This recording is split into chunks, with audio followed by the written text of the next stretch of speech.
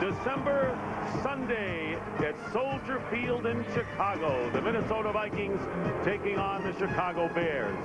And welcome everybody. Dick Stockton along with Daryl, Johnston, and Tony Siragusa. The Bears in position today to clinch their second straight NFC North Championship with a win over the Vikings, who ended their 4-game losing streak last week, was still very much in playoff contention. Now the Bears come home after a 3-game Eastern swing, lost to the Patriots last week. And Daryl, in my recollection, I don't remember a more unappreciated 9-2 team than these Bears. Well, since the end of September, it's been a roller coaster season for Rex Grossman, and he can end all this discussion about the Chicago Bears by playing more consistently. He's playing the quarterback position aggressively by nature, but he has to realize that he doesn't always have to make the spectacular play. When the Bears want to stretch the field and hit the big play downfield, if it's not there, just check the ball down. Now in week 3, the Bears beat the Vikings 19-16 in the Dome. And, of course, that was then. This is now. What do you think of today's matchup? Well, they have all the ingredients for success in today's game, and it really starts off with the way that they approach it. They've got to get Chester Taylor involved, and I know all of this is going to sound like football cliches, but they can't turn the ball over early and give the Bears offense a short field and fall behind. And everybody who plays against Brad Johnston says he does a great job of managing the game. He takes what the defense gives you, and I think the elements today could play to his strengths the way he plays the quarterback position. And for more on this game, let's head down to the field and a bundled up Tony Siragusa. Thanks, Moose. You know, the big question here in Chicago, everybody keeps asking, is this Chicago team good enough to win the Super Bowl? Yes, they are, in my opinion, but it all rests on one guy's shoulders. That's Rex Grossman. In my opinion, he needs to stop freelancing and forcing balls, because turnovers will kill this team. Rex, my word for you today is patience. Be patient, wait for your opportunities, and you can start packing for Miami. Tony putting a lot of burden on the QB. Coming up, it'll be the Vikings and the Bears.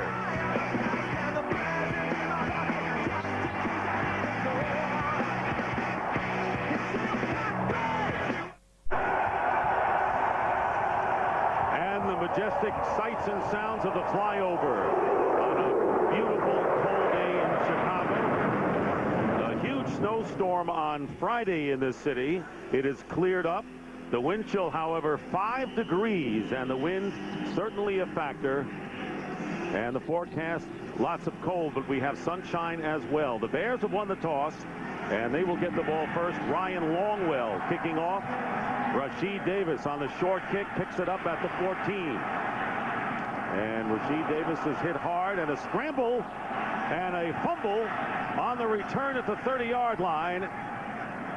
And no official call yet. Recovered by the Vikings.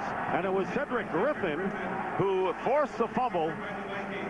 And the big break right off for the Minnesota Vikings here. Here comes number 23, Cedric Griffin. Now he's got the starting job at quarterback because Mike Tomlin said he plays the game violently. And there you see an example of it right there. Unblocked, comes tight around the corner and just takes Rasheed Davis off his feet. He's got to do a better job of covering up that ball, too, man. That ball was hanging out there. Well, in this kind of weather, we can expect a lot of that. Turnovers a big factor. Let's see if the Vikings can capitalize. And on first down, Brad Johnston, the veteran, savvy quarterback, although not mobile, completes an underneath pass to Chester Taylor and a gain of 2 yards. So the veteran Brad Johnston, who is now playing in the coldest game he has ever started at 18 degrees, but as Daryl pointed out, he could be ideal in this kind of climate and leading the team. And of course has something that Rex Grossman wants badly, and that is a Super Bowl ring as he led Tampa Bay to a championship. Brian Urlacher and company, staunch defensively, 2nd down and 8. Flag is down, and the play is blown dead on the handoff, and a false start call against the Vikings. Tony Correnti, he's bundled up as well. False start, offense, number 65. 5-yard penalty, remains 2nd down. Jason Whittle for the false start, the offensive line, and Whittle and Rosenthal again starting on the right side. And I really feel that they're at their best offensively when they get Chester Taylor involved. They've got Jim Kleinsasser, Jermaine Wiggins, both tight ends. by that lineup, you expect them to start pounding this ball a little bit at the start of the game. And Troy Williamson, who was hot early and has had a lot of drop passes, inactive for this game. As a result of the penalty, 2nd down and 13. Against the pressure, and this pass in traffic is knocked away. They wanted to go to Kleinsaucer and defended downfield by Chris Harris, the strong safety. So let's look at the Bears defense, number 1 in just about every category. Haven't had many sacks lately, but that could change today. And one of the other areas that they haven't generated a lot of sacks is from the linebacker level. These guys not getting a lot of pressure on the quarterback, but a very solid group. And already the big play made in the secondary. Chris Harris starting at strong safety for Todd Johnston. It'll be 3rd down and 13. The ball at the 34-yard line. And the pass dropped Taylor over the middle. So Brad Johnson getting the pass rush and feeling it against the cold. Adewale Ogunleye coming on strong, so that'll bring up 4th down. Well, we talked about the recipe for success for the Minnesota Vikings against the Chicago Bears. They get the early turnover, get great field position, and end up losing 3 yards on the drive because of the pre-snap penalty. So a golden opportunity wasted for a quick start by the Vikings. And you wonder how many breaks the Vikings are going to get in the turnover department today. So Chris Kluwe back to punt. And the very dangerous Devin Hester, and very alertly, Kluwe does a great job of getting the kick off after losing the ball, and he couldn't ask for more than that, although there's a penalty flag thrown back on the 30-yard line. Yeah, there's got to be somebody downfield early with the mess up in the mechanics between the center and the punter. Exactly right.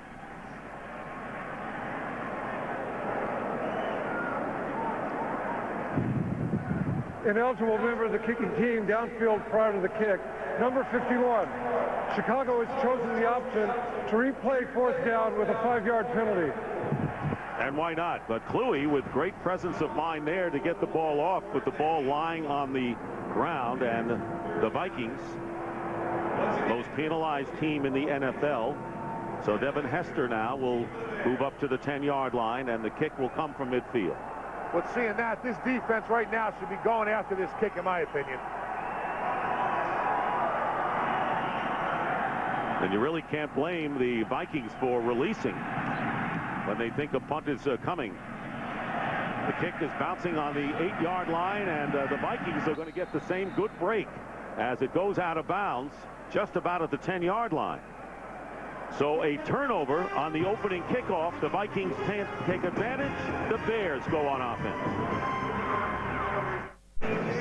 Good idea today to stay in front of the heater as the Minnesota Vikings wearing purple pants. Only the 2nd time this year. They wore them against Buffalo. And before that, you have to go back to 1964. Yeah, you don't want to get in front of that heater too early, though, because it's hard to walk away from it. Well, Rex Grossman, for all of the flack, most touchdowns by a Bear quarterback since Eric Kramer in 95, and looking to throw on 1st down from inside the 5. And the pass is thrown to the running back Thomas Jones. And taking a look now, a 1-yard gain at the rest of the Bears offensive line. And this is a group that has been intact the entire season. One of the few offensive line groups that can say that. And here's their playmakers. Muhsin Muhammad, a great veteran guy to have their possession guy. Bernard Berrien, the deep threat. But Desmond Clark, the tight end position has been very valuable for the Bears offense this season. 2nd down and 9 as Tony Correnti conferring with a couple of the officials. The pass was ruled incomplete. It'll be 2nd down at the previous spot. So after first ruling that the pass was caught, Thomas Jones did not have control. So there is a very cool customer, Lovie Smith, who never loses his cool and says, look, you can talk about your team all you want, criticize them all they want. We're 9-2. We like where we're at. So 2nd down and 10, and the quick pass out to Bernard Berrien. And Berrien gets close to the 1st down yardage with Henderson covering. Taking a look at the Viking defensive line. And Pat Williams is starting. There was some question as to that great run defender not playing.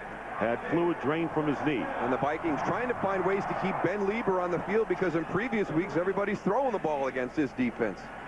And in the secondary for the Vikings, the cornerback Cedric Griffin again starts for Fred Smoot, already forcing a turnover, but the Vikings couldn't capitalize. So a first down on the pass to Berrien. The handoff is to Thomas Jones, and Thomas Jones, with a penalty flag down, will get a first down pending the call, and it's thrown back at the 20.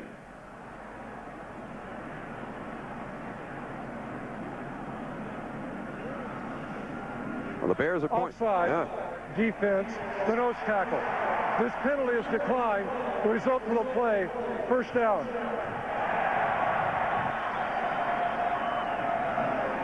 You see right there. That's a really smart job by Olin Kreutz snapping the ball. Yeah, Pat Williams got in there. As soon as those defensive linemen cross the line of scrimmage, the center should snap the ball, because it's a free play for the offense. You can throw it downfield, do whatever. You're always going to get an option of coming back. 11-yard pickup, and here's Jones, this time off the left side. And he is knocked out of bounds by Cedric Griffin after a 3-yard gain. Opening minutes here as the Chicago Bears, coming home after 3 games in the East, a rarity in the schedule, beating the New York Giants and the New York Jets, but losing last week to the New England Patriots after starting the season 7-0, and clearly headed for home field advantage throughout the NFC playoffs. Second down and 7 on the 33.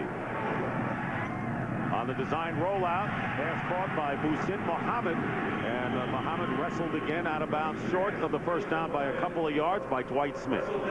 I think that's one of the plays that offensive coordinator Ron Turner has put into this offense to kind of appease Rex Grossman. You know, he's a guy, his personality, he's a freelance guy. You know, he wants to get out and create, but this offense is really a structured, timing-based offense. I think you see the bootlegs and certain plays like that. Those are plays that fit to the personality of Rex Grossman. Third down and 2. Bears have been moving the sticks here in their first possession of the game, and going deep for Muhammad and overthrowing Muhsin Muhammad and Antoine Winfield downfield covering, so that will bring up fourth down. So the Vikings finally hold the Bears in a punting situation here. But there's a situation, you're going to take your shot down the field, but you put the ball in a position where it's only Muhsin Muhammad who's going to make the catch. It's on the outside. It's one-on-one situation. He plays it to the sideline. There's no way for the defender to get back and make a play on the ball. Brad Maynard will do the kicking, and Maweldi Moore going back for Minnesota.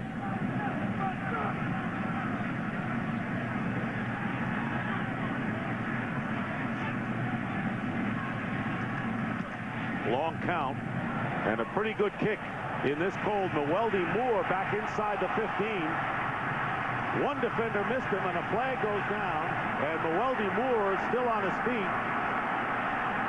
And the Minnesota Viking returner brings it out to the 41-yard line. A flag thrown back at the 20. And Daryl McClover wrapping up Moore, and the penalty appears to be against the Vikings. Moore just realizing that he might have given a fair catch signal. During the return of the kick, illegal block in the back. Receiving team number 27. This penalty will be assessed half the distance to the goal. First down. So you can hear the wind in the microphone of Tony Correnti. Roniel Whitaker, the penalty, and so the Vikings will start. Not good field position here. And the Vikings will start where the Bears began, at the 9-yard line. Brad Johnson said the biggest asset that the Bears have, the ability to strip the ball. They're an opportunistic defense, as everybody knows. On first down, Johnson inside the 5, and the pass is caught by Marcus Robinson, the ex-Bear, and knocked back. Tony, more on that. Well, talking about the Chicago Bears having the second most strips in the league, two things they want to do today is they want to go and they want to wrap up and make sure they hold on. The second guy that comes in wants to go and punch at this ball and rip it out. That's how they're going to force fumbles today. 8-yard pickup, Tony. Thank you on the play, and it'll be second down and 2 for the Vikings.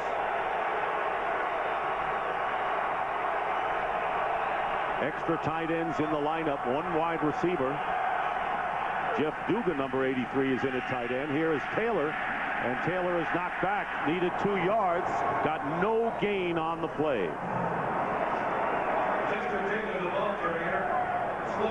Well, the Vikings doing a little bit of a job on their own creating turnovers. This is the opening kickoff. Cedric Griffin comes in, and it's just more that collision right there. Then you see the hand follow through, but he really put a big hit on Rashid Davis. It is very difficult to keep the ball tight on a cold day. I mean, more turnovers will occur on a cold day. You've got to be really extra careful with your ball security. Well, this is a 3rd down play. 2 yards needed for the Vikings. And play action, but Brad Johnston gets hit and gets rid of the ball. It's intercepted. Intercepted by Daniel Manning. And a return of 11 yards. So the pressure on Brad Johnston, the interception thrown, and Daniel Manning, the rookie, picks it off. Well, that was all created by the pressure. Tank Johnson, 99, is the one who's going to get there to get the hit. Brad Johnston does a good job of avoiding the first one, but that play is dead in the water. I did not expect to see a decision like that from Brad Johnston early in the game in his end of the field. Very little chance for that play to be successful, and this is the result when you try and force something on the Bears. After a slew of interceptions and fumbles early in the year, had not thrown many in the last couple of weeks as Thomas Jones goes straight ahead for about a yard. And Brad Johnston in the last 2 games only 1 interception, and now the Bears threatening as we send it down to Tony. Just watching Brad Johnston on that play, when he threw that ball, he didn't have a lot of zoomph on it. And the ball sort of floated away. The wind is definitely a factor if you're not going to have enough gas on those balls today. And Manning with his 2nd interception of the season. 2nd down and 10 for Chicago. Rex Grossman going deep, and it's off the hands, incomplete to Desmond Clark, the tight end, and covered well downfield by Antoine Winfield. All right, you just saw Desmond Clark. He's in double coverage. Watch the double move at the top by Muhsin Muhammad. Slant and go. He's got Cedric Griffin to bite. He is wide open. There's an opportunity. If Rex Grossman is playing this game aggressively at the position, that's a bad decision. He threw the ball into the middle of the field to the tight end, which gave plenty of time for the safety to get over the top. On the other side of the field, with a double move called, he missed Muhsin Muhammad wide open in the end zone. 3 wide receivers line up for the Bears, and Berrien is to the bottom of your picture.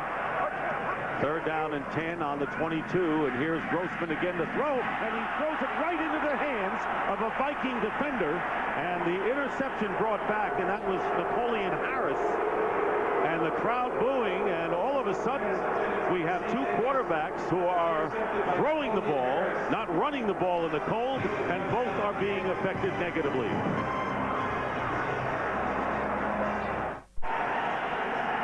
Napoleon Harris with his 2nd interception of the year, so the Bears give it right back after getting a good opportunity there. Each team has had a chance. We've already had 3 turnovers in this game, and now the Vikings come out 1st down at the 22.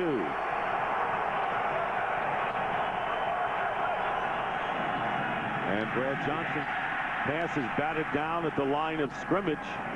Both of these teams are pass happy so far. Yeah, unbelievable. Watch what happens here. Napoleon Harris, number 58, he's the guy that's going to make the pick. But I want you to watch. He kind of comes behind the umpire and then drifts back in. I don't know if Rex Grossman lost sight of him, but I mean, he is right in the throwing lane. And then as Tony pointed out, look at all those big bodies in front of Rex. So your middle linebacker goes one way, kind of gets lost in behind the umpire. I don't know if Rex assumed he kept moving to that side of the field, but he threw it right to Napoleon Harris. The only thing I can think about, they want to throw the ball to set up the run. And here is Chester Taylor, who has gone over 1,000 yards for the first time in his career, picking up 7 yards. Israel Adonijah coming in to make the play. You know, Moose, you made a good point, and I think that's why Ron Turner has Rex Grossman on the sprint outs to go and get him a better view of downfield and really cut the field in half and limit his opportunities downfield for bad throws. 3rd down and 3 for Minnesota. No score. With nearly 8 minutes to go in the first quarter, Brad Johnston getting time, and on the slant, a fumble, and the Bears may have it back. The pass appeared to be complete and coughed up Marcus Robinson, the ex-Bear. And let's see if they rule it recovered by Minnesota or an incompleted pass. They're winding the clock, so that would have to be recovered by Minnesota.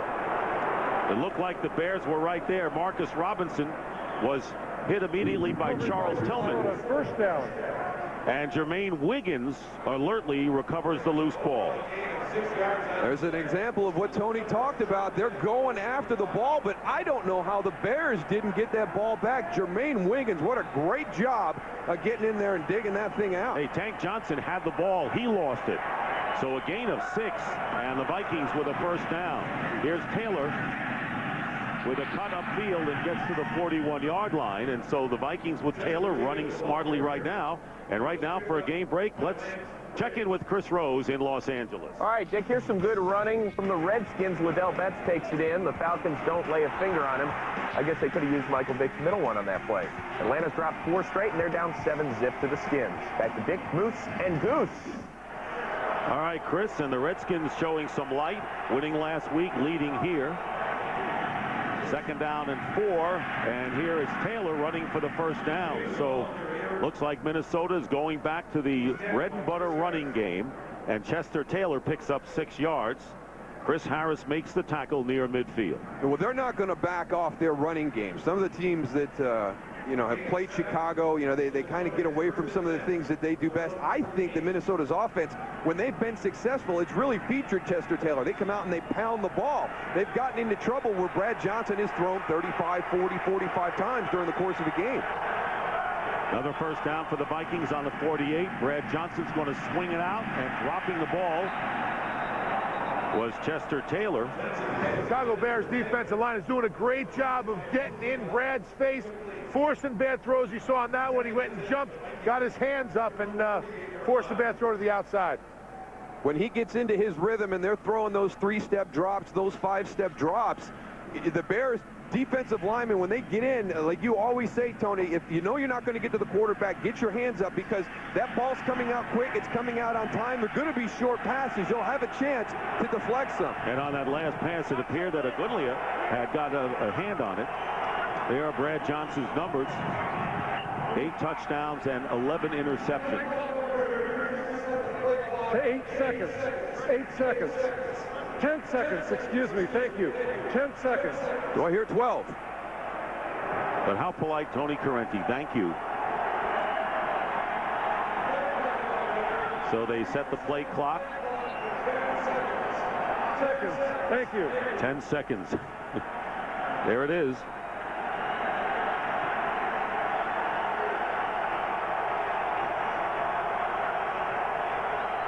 Four wide receivers. Theatric Faison, the back, and brings it out into Bear territory. And a 4-yard pickup. Agulia making the tackle on Faison. And, of course, the fullback position left open with the loss of Tony Richardson, suffering a broken arm 2 weeks ago. 2-yard pickup. And the Vikings operating in Bear territory. Game settling down right now. 3rd down and 6 coming up. 5:41 remaining in the first quarter.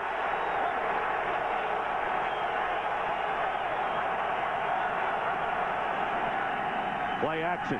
Here come the Bears. And down goes Brad Johnson back at the 45. Another penalty flag is thrown in the secondary. Lance Briggs gets the sack. This could be huge. The Minnesota punting team is coming out onto the field right now. I think they could be heading back to the sideline. Holding. Defense, number 33. 5-yard penalty, automatic, first down. Costly penalty against Charles Tillman, and you're right. Kluwe's going to go back to the sideline, and the Vikings get a first down. You give the team an opportunity for more snaps.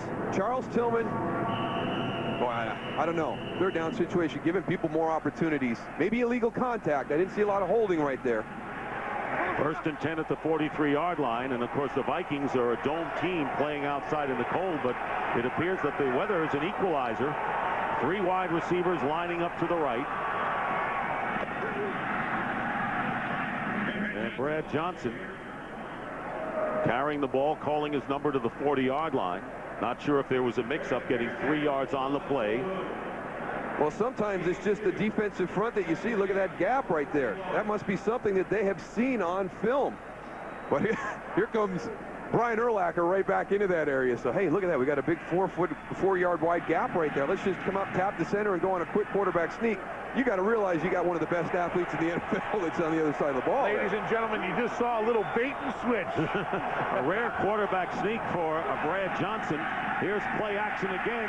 Pressure on Johnson, and he's going to get hit from behind and sacked back at the 40-yard line by Alex Brown. No sack there. A 1-yard pickup. And right now, for another game break, let's go back to L.A. and Chris Rose. All right, Dick, you want to see a great effort? Watch Santonio Moss. He gets it up in between two defenders. And yes, they call this a touchdown, guys. Atlanta didn't challenge, and they're down 14-0. Back to Dick, Moose, and Goose. I think the Atlanta Falcons are a team in trouble here. Big trouble. Big trouble. It is slipping away fast. I tell you, Adewale Agunleye is having a monster start to this game. He's been unblockable the last few passing attempts. They have put a tackle on him, a tight end. He is geared up today. And another penalty thrown. False start. Offense, number 65. 5-yard penalty remains. 3rd down. So Brad Childress with backups, although they are veterans, in Jason Whittle and Mike Rosenthal, with Artis Hicks and Marcus Johnson on the inactive list. And they've got to block Agunleye, as you pointed out, who has come in almost untouched thus far in this game. Well, they played well last week against Arizona, but that was against a defense that runs a melodic, exotic fronts. And when you do that, you're trying to hide maybe some of the things that you can't do well defensively. This is a Bears team that knows exactly what they want to do. They've got great athletes, and right now, Adewale Agunleye at that left end is giving Mike Rosenthal fits. In the shotgun, the pass caught, but hitting immediately Mewelde Moore and Lance Briggs all over him. Gain of 5 yards, and 4th down coming up. So we've already had 3 turnovers in the game. The opening kickoff giving the Vikings an opportunity in Bears territory, and then the interception thrown. And Danielle Manning, and then Henderson right in the middle with the Viking interception. So no score with under 3 minutes to go in the first. 4th down coming up, and Chris Kluwe will kick from practically midfield. Directional kicking toward the corner. And the ball bounces at the 20 and is down by the Vikings at around that area. So 2:31 to go in the first. Vikings and Bears, no score. We'll be right back. Back here at Soldier Field, Dick Stockton along with Daryl Johnston and Tony Siragusa. It's been kind of a strange game with 3 turnovers and teams putting the ball in the air early, although the Vikings in their last possession started to run the ball a lot more. We'll see what's in store for Ron Turner and the Bears. Cedric Benson coming in the game, as he usually does, on the 3rd possession offensively for Chicago. Starting from the 19. Here's Benson. Benson gaining 46 yards on 10 carries last week and exceeding his yardage of last year. Well, the fewest rushing yards per game allowed. Vikings #1 in the league. In fact, they're doing a better job than Tony's Ravens back in 2000.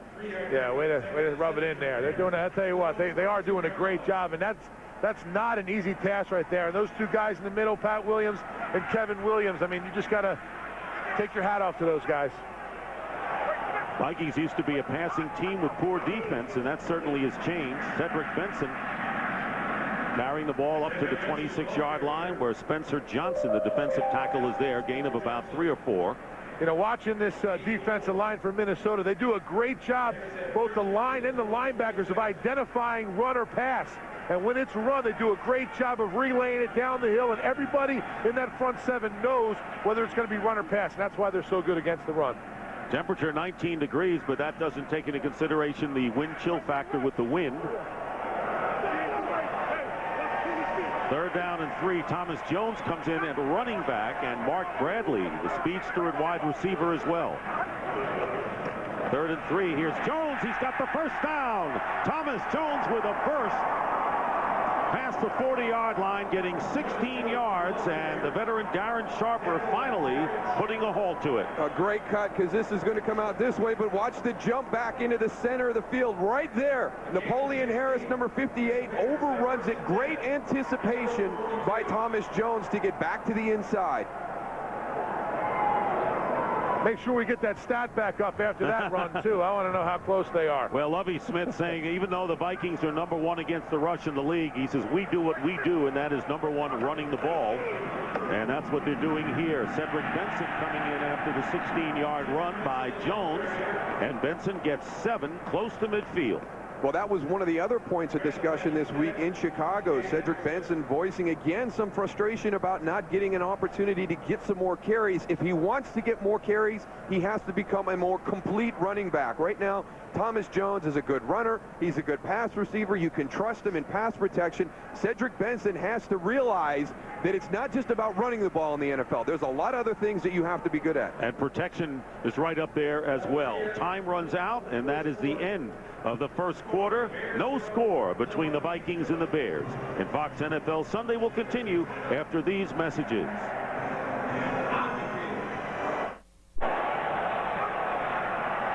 Start of the second quarter. 2nd down and 4 for the Bears. And Grossman stepping up, gets great protection and going deep. And the pass was picked off, and it's intercepted. Burying the intended receiver, and Antoine Winfield couldn't play it any better, and it was Winfield who returned one for a touchdown against Grossman in their earlier meeting in week 3. He's making such poor decisions again to start this game. He had a wide open double move early that he didn't see, and now he's had 2 balls that have been intercepted. This one gets up, gets caught in the wind. Antoine Winfield is right there on the underthrown ball for the pick. And the ball's floating out there, and it's affected both quarterbacks. So another turnover, the 4th of the game, and the last 2 passes thrown by Rex Grossman have been intercepted. And the Vikings have the ball on the 7-yard line. Ryan Cook, a rookie from New Mexico, has replaced Brian McKinney at left tackle. So another injury up front for the Vikings. Chester Taylor, and Taylor close to the 10, picking up 3 yards. Well, let's go back and look at the decision. Here's Cedric Benson. He's going to go into the flat. Here's Desmond Clark. He's going to hook up about 15 yards downfield. Both of these are better options for Rex Grossman. He continues to play too aggressively. Yes, it's one-on-one on the outside. You can take your shot. We saw him do that earlier. But the ball gets up, it floats, and it gets intercepted. Every play down the field doesn't have to end in a spectacular play. And in these conditions with this wind, downfield is not a good option right now. 2nd down and 8, and the pitch going to Taylor off the left side, and Taylor tackled from behind.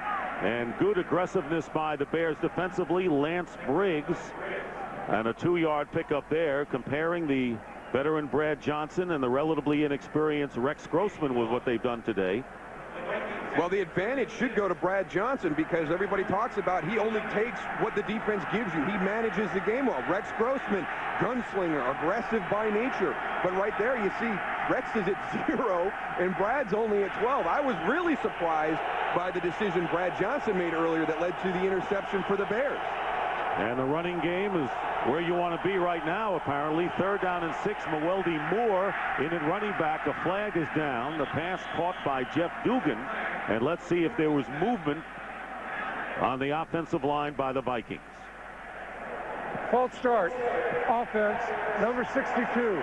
5-yard penalty remains 3rd down. And that's where Ryan Cook, the rookie who's forced up front, called for the false start. Well, they rotated him in last week. They're kind of going to that same offensive line set. It was successful against Arizona. They take Mike Rosenthal out a little bit, put Ryan Cook in. But let me tell you what, Mike Rosenthal was struggling with Adewale Ogunleye. Ryan Cook will have to see how he does in that matchup.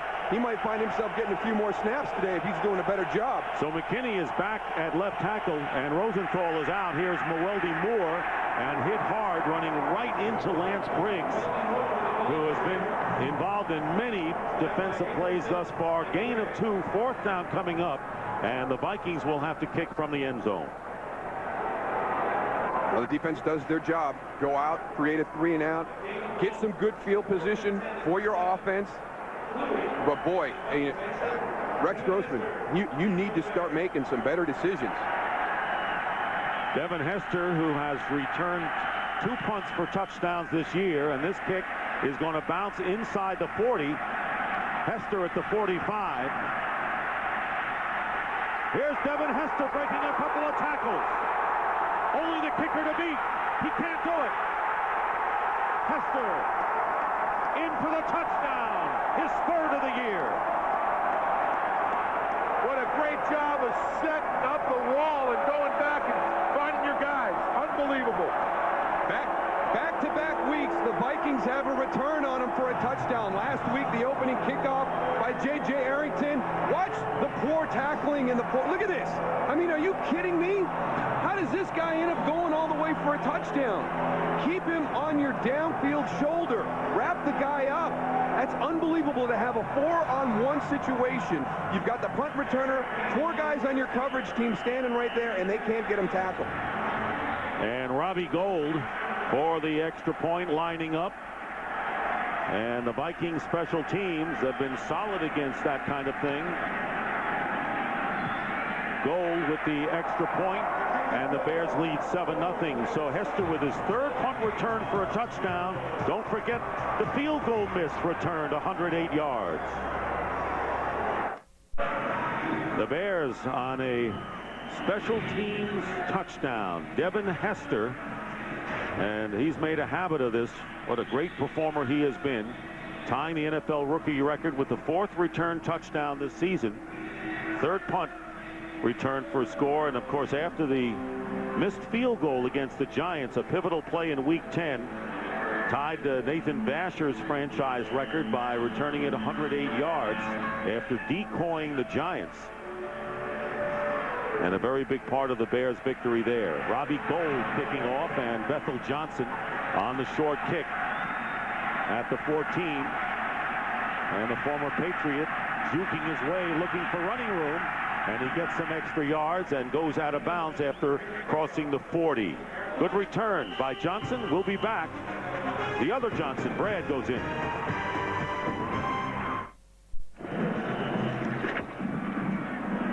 Back here at Soldier Field, where the Bears lead the Vikings 7-0. Minnesota starting from their 38-yard line. Their longest play from scrimmage has been 8 yards thus far. And the handoff to Chester Taylor, and not much there. Well, the good teams find a way to win, and in a game that has been filled with turnovers thus far on both sides, that special teams play, and a huge one to give the Bears the lead. Well, one of those phases that everybody forgets about, and there's been 2 big plays today. Minnesota, the opening kickoff, knocks the ball loose. They've got a short field. They can't take advantage of it, but Devin Hester, just a great individual effort. He made a good job of even getting up and fielding that punt, but then the effort to get it back for a touchdown, breaking some tackles.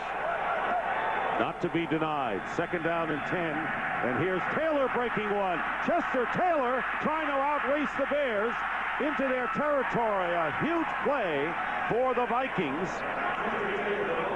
And Brian Urlacher and Daniel Manning racing downfield, but a 42-yard gain for Taylor. Big gap right here for Brian Urlacher to get up and fill. Gets caught. Another good job by Chester Taylor getting to the backside. They get Lance Briggs sealed from the inside out. Chester Taylor, what a great pickup and a great guy to build your offense around. Brad Childress, when he was with the Philadelphia Eagles, would play against the Baltimore Ravens in the preseason. He'd known about Chester Taylor for years. When he came up here, that was one of the first moves he made. 136 yards and a touchdown last week against Arizona. And here's Brad Johnson in the pocket, going to break down soon, and trying to throw it underneath to Jermaine Wiggins, but a flag is down. And Brian Urlacher.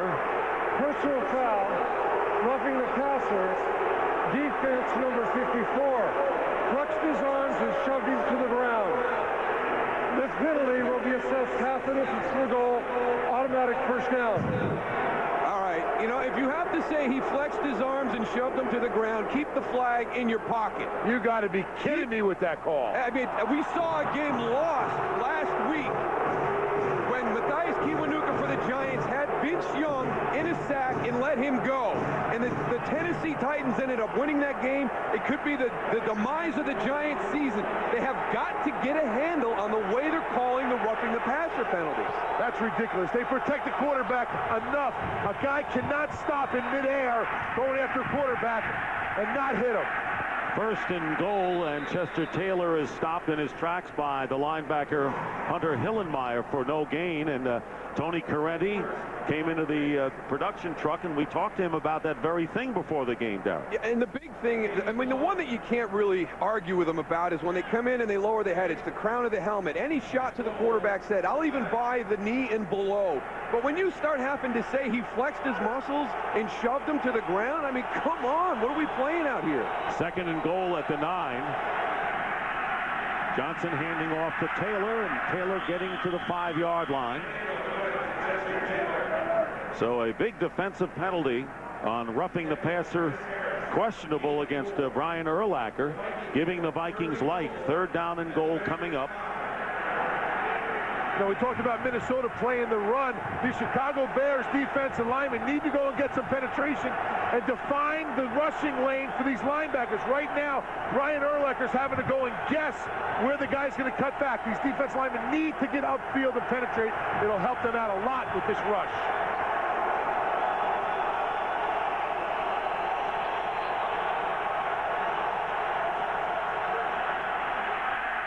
And the shovel pass to Wiggins, and he is stopped in his tracks. You saw there were the Vikings just about at the bottom of the NFL in red zone offense. No gain on the play.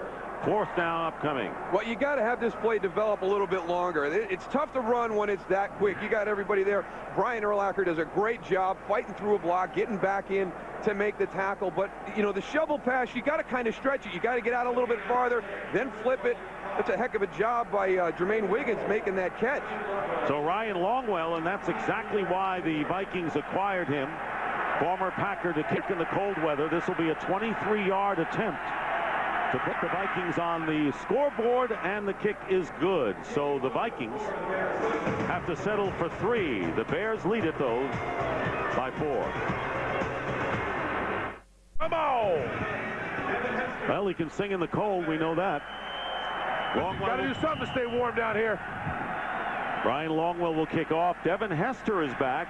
Rashid Davis has returned most of the kicks this year for the Bears, but Devin Hester, who returned a punt 45 yards for the only touchdown in the game. Rashid Davis might not ever get a chance to return another kickoff the way this guy's returning kicks this season. And, of course, Rashid Davis, who fumbled the opening kickoff of the game. Low kick, and Hester at the 7. Good return by Devin Hester as he brings it out close to the 34-yard line with 8:48 to go. So talking to Lovie Smith, he said, I've never seen a quarterback with a 9-2 record maligned as much as Rex Grossman, but already today he has thrown 2 interceptions, 3 last week against New England. Well, he's his own worst enemy right now, and you know, everybody has talked to him during the course of the week. I know this for a fact that they have stressed to check the ball down. You don't have to be spectacular every time we try and stretch the field. He's just making very poor decisions right now. Cedric Benson moving the pile nicely, picking up nearly 8 yards on first down. You know, it's week 13, guys, and by now Rex Grossman should know that his defense is good enough to win. All he has to do is be patient. We talked about it in the open, and today you see it. He's not being patient. He's not waiting for his opportunities. He's forcing the ball. He's making dumb decisions. Man, if he just relaxed a little bit and takes his time, this team could be unbelievable. Second down and 2 on the Bears' 42-yard line. Here's Benson again, and he'll pick up the first down to the 45-yard line for another game break. Here's Chris Rhodes. All right, Dick, thank you. If there's a better player in the league than LaDainian Tomlinson, I haven't seen him this season. 51 yards on this touchdown, 25 touchdowns for the year. That is 3 shy of Sean Alexander's NFL record. Oh, by the way, the Chargers lead the Bills 10-zip. Back to Dick, Moose, and Goose. You know, you wonder if they're polishing the MVP trophy already for that guy. Yeah, you know what? Everybody continues to talk about, you know, Peyton Manning and some people that are out there in the NFL, but to me, it's hands down right now. I mean, it's LaDainian Tomlinson, without a doubt. First down on the 45 after the 3-yard pickup by Benson. He gets the call again, but the penalty marker down.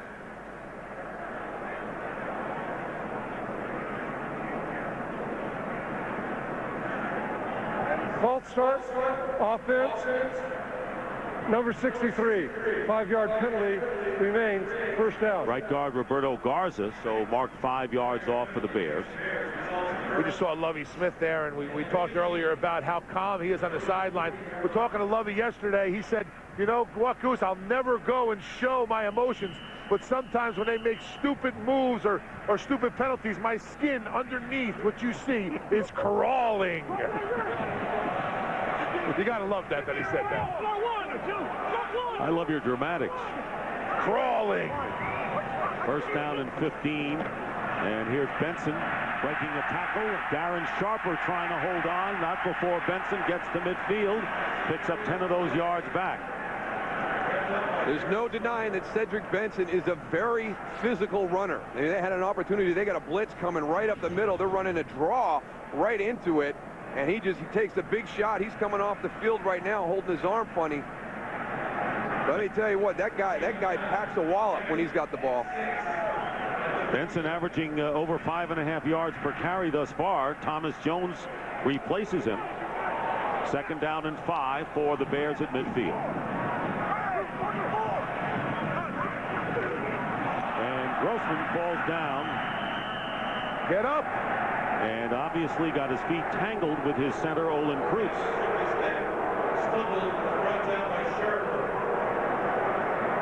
You know, I'm thinking the same thing, Tony. I mean, how many times, you know, this happens in the NFL. You know, that you got a lineman that steps on your quarterback's foot. You can see it right there. Stepped on, you just tripped, but the reaction. I mean, okay. Darn it. Yeah, this, I'll tell you what, these fans in this stadium right now are not happy with Rex Grossman and his effort today. Third down and 8. Back to the 47. Grossman, he's got plenty of time. That time's running out, and his pass thrown underneath to the tight end Desmond Clark is incomplete.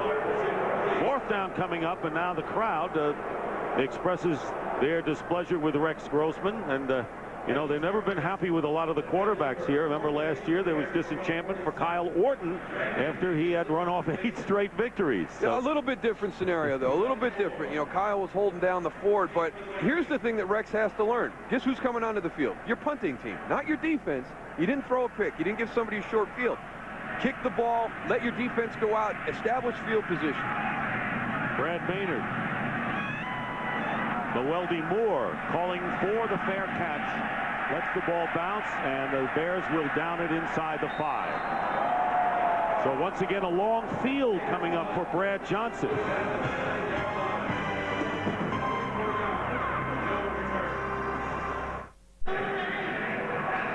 5:38 remaining in the second quarter. The Bears lead the Vikings 7-3. Devin Hester with a 45-yard punt return for a touchdown. Ryan Longwell with a field goal, and the Vikings are starting inside the 10-yard line for the third time this afternoon.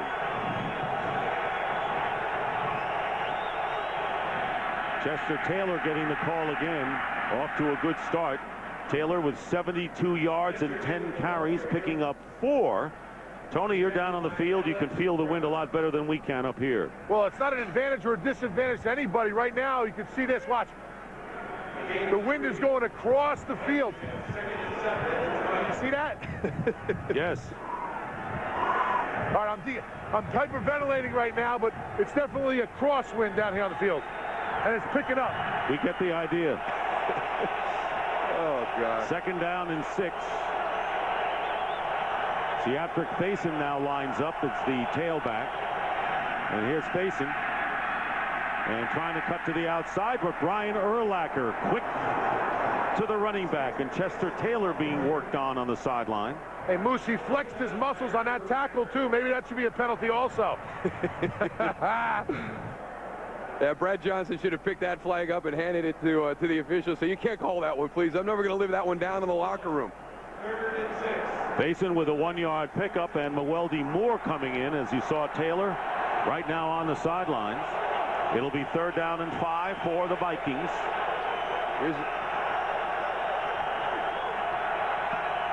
Movement going on. Brad Johnston's pass caught by Mewelde Moore, and Moore trying to climb his way to 1st down yardage, and very close. They mark it the imaginary line. That is not official, the yellow line, and it appears that the Vikings are short of it.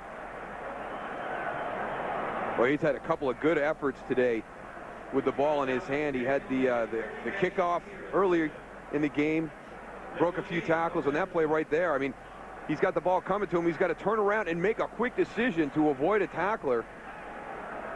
Got awful close. Bears defense did a nice job of swarming to the ball. If they weren't there, he would have went right down the sideline.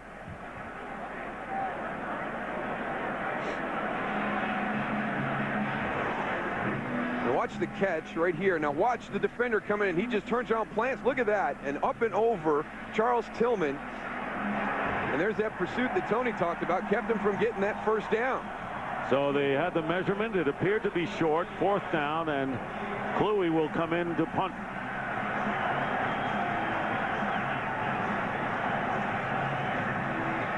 And once again, the Bears looking for good field position. Devin Hester going back to his 40-yard line.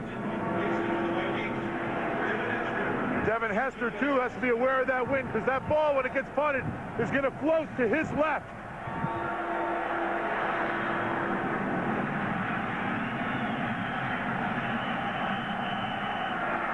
And you can see, Tony, you're exactly right, with the breadth of the players all going off to the right in that direction.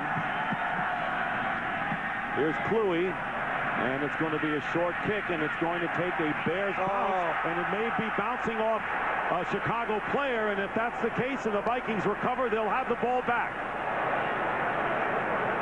You got to make a call. You got to make a call. You've got other guys that can see the ball. You've got 2 guys on the outside working. They're blocking the forcer on the outside.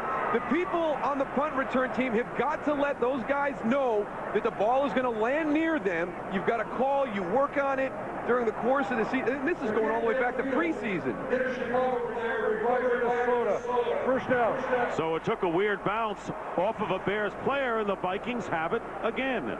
Well, Devin Hester, he's going to start. He's not going to get it. I'm not going to get it. But the guys on the outside are blocking the forcers. Now there's got to be a verbal call. You've actually got to start yelling whatever that signal is to the guys on the outside that have their backs turned, that the ball is right near them. Ben Lieber recovered the ball that bounced off a Bear special teams player. Chester Taylor back in the lineup and getting the call on 1st down, and he is wrapped up after no gain by Lance Briggs. Here's these guys. They're on the outside working hard. They've got their backs turned. There's the ball. I mean, it bounces right next to him. You know, Dante Wesley, he doesn't know that the ball is right there. The guys that are coming from the inside out have got to make that call so he can get out of the way. And that's exactly what the Bears are talking about over on the sideline as we wind down to 3 minutes remaining in the 1st half. No offensive touchdowns in this game. Bears are up by 4, but the Vikings with a break, trying to get something going. 2nd down and 10. Brad Johnson pump fakes. He has a receiver wide open, and it's Marcus Robinson who had beaten his defender downfield. Robinson, who played 5 years with the Bears and set a franchise record 7 years ago with 1,400 yards receiving. Double move. They get a blitz off the corner. Nathan Basher comes off the corner. Daniel Manning, the safety's coming up, but they do a hitch and go. They turn it into a double move. What a good adjustment on the outside. Brad Johnson knows he missed one right there. Look at the reaction. And that's the first shot that Brad Johnson has taken downfield in this game. So it's 3rd down and 10. Vikings are only 1 for 7 on 3rd down conversions today. Here's pressure on Johnson, and the pass, unable to hold on to it, is Robinson. So 2 attempts to Marcus Robinson for naught. 4th down coming up. and Cluey will come in to kick it away.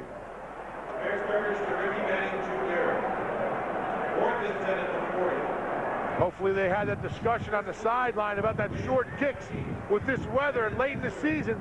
A lot of crazy things in the league happen on special teams late in the season. Devin Hester, 3 punt returns for touchdowns and a missed field goal brought back, and this one shanked off the side of the foot by Cluey. I'll tell you what, on that kick, those Bears defenders were running, sprinting away from that ball now, Moose. Well, you know, fool me once, shame on you. Fool me twice, shame on me. The Bears aren't going to get burned by that same situation. Chris Cluey just shanks one straight up in the air. Now, this thing's going to come down. It could take a crazy bounce. It could go anywhere. Look at all the guys. There's all the signals. Now, watch where the ball hits. There's not a Bear player in sight. Here they all out in the perimeter. They're sprinting to the sideline when they show that short kick. Well, they've learned their lesson, so a 20-yard punt giving the Bears good field position starting from the 40 with 2:42 to go, and the handoff to Thomas Jones, and he is stopped in his tracks by E.J. Henderson, and a loss of 3 yards. The second half of our Fox NFL doubleheader, Giants and Cowboys. Wow. Unbelievable. What a great game this is going to be. This is for all the marbles in the NFC East. The Giants win this game, they are right back in it. They must win that game, I'll tell you that. But what a rough week it has been for the Giants, who beat Dallas in their previous meeting. Here is Grossman in the pocket and hit from behind, and the pass is caught at the 45-yard line by Bernard Berrien, and the forward progress will be marked at the 44, giving him a 6-yard gain. You know, we saw in the first quarter Rex Grossman rolling out, and we haven't seen that since. Now he's in the pocket. Looks like a different quarterback. 2-minute warning in Soldier Field.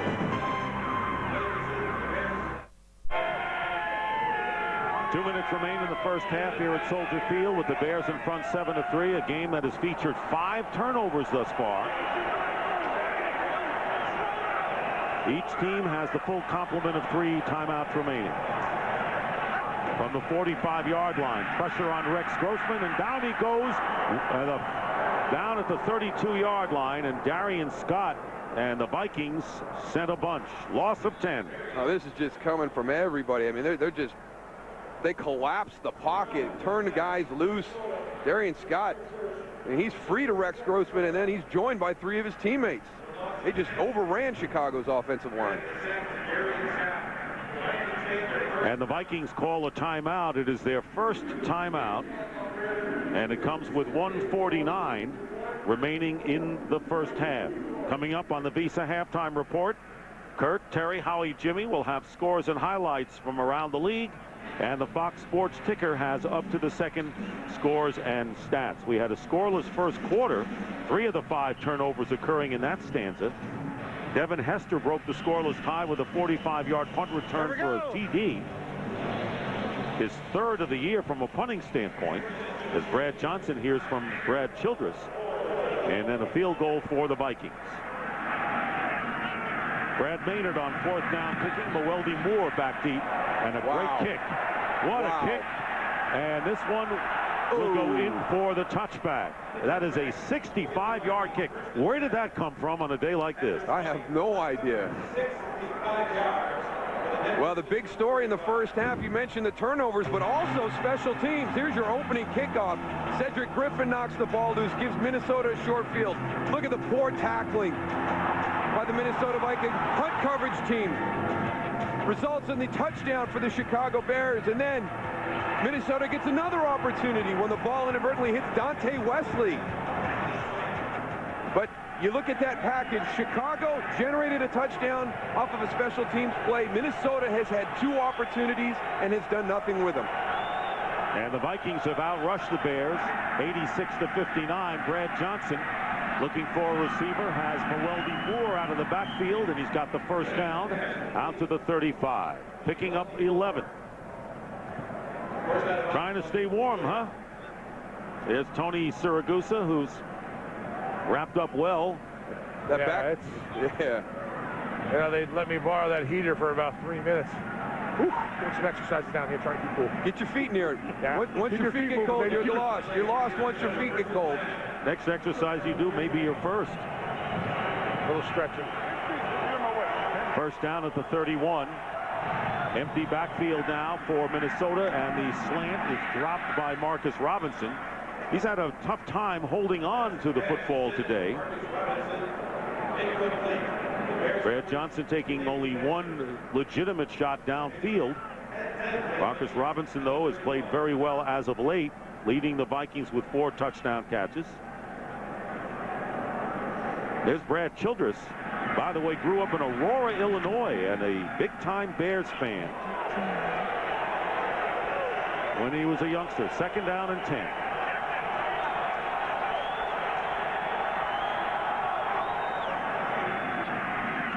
Taylor, and a flag goes down as Hunter Hillenmeyer breaks through.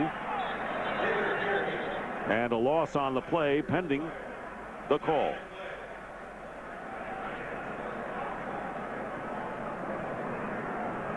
Offsides, defense, number 91, lined up in the neutral zone. 5-yard penalty, repeat, second down. So that was Tommy Harris, and of course there's been a lot of attention put this week on the fact that the Bears, who got to the quarterback a good deal early in the year, have had a drought in that department lately. Yeah, but they're kind of following the numbers they did last year. You know, they got off to a great start, but as of late they've been in a little bit of a slump. But, you know, the area that's really surprising is the linebacker, the secondary, the pressure that you can generate in the blitz package hasn't gotten home for the Bears this season. Second down and 5. Payson running up the middle, trying to protect the ball, does, and picks up the first down to the 46, getting 10. There's Tommy Harris. If you're going to run the ball inside, you better be able to move him. Jason Whittle, Mike Rosenthal, good job on the double team. Up to the linebacker, Lance Briggs. Matt Burke, the center, one-on-one, does a good job securing Tank Johnston. Pretty good job by that Viking offensive line on that run. First down for Minnesota. Chester Taylor, not much there, with under a minute remaining. And the Vikings will use their second timeout. Well, this is a big day.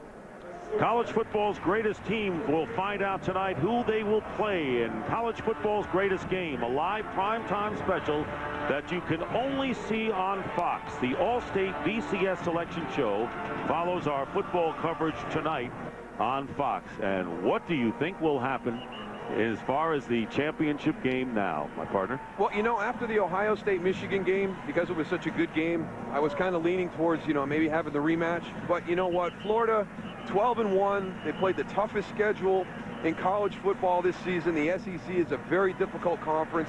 They've got some huge wins. I think they deserve a shot. I think that I'm starting to lean towards everybody else and say, hey, you know what? Michigan had their shot. They lost. Florida played the extra game with the SEC championship. They deserve to go. Even though they weren't convincing that much against Arkansas, got a big test yesterday. You know what? 12-1 is 12-1. You played the extra game. I say it has to go to Florida. Okay, second down and 7.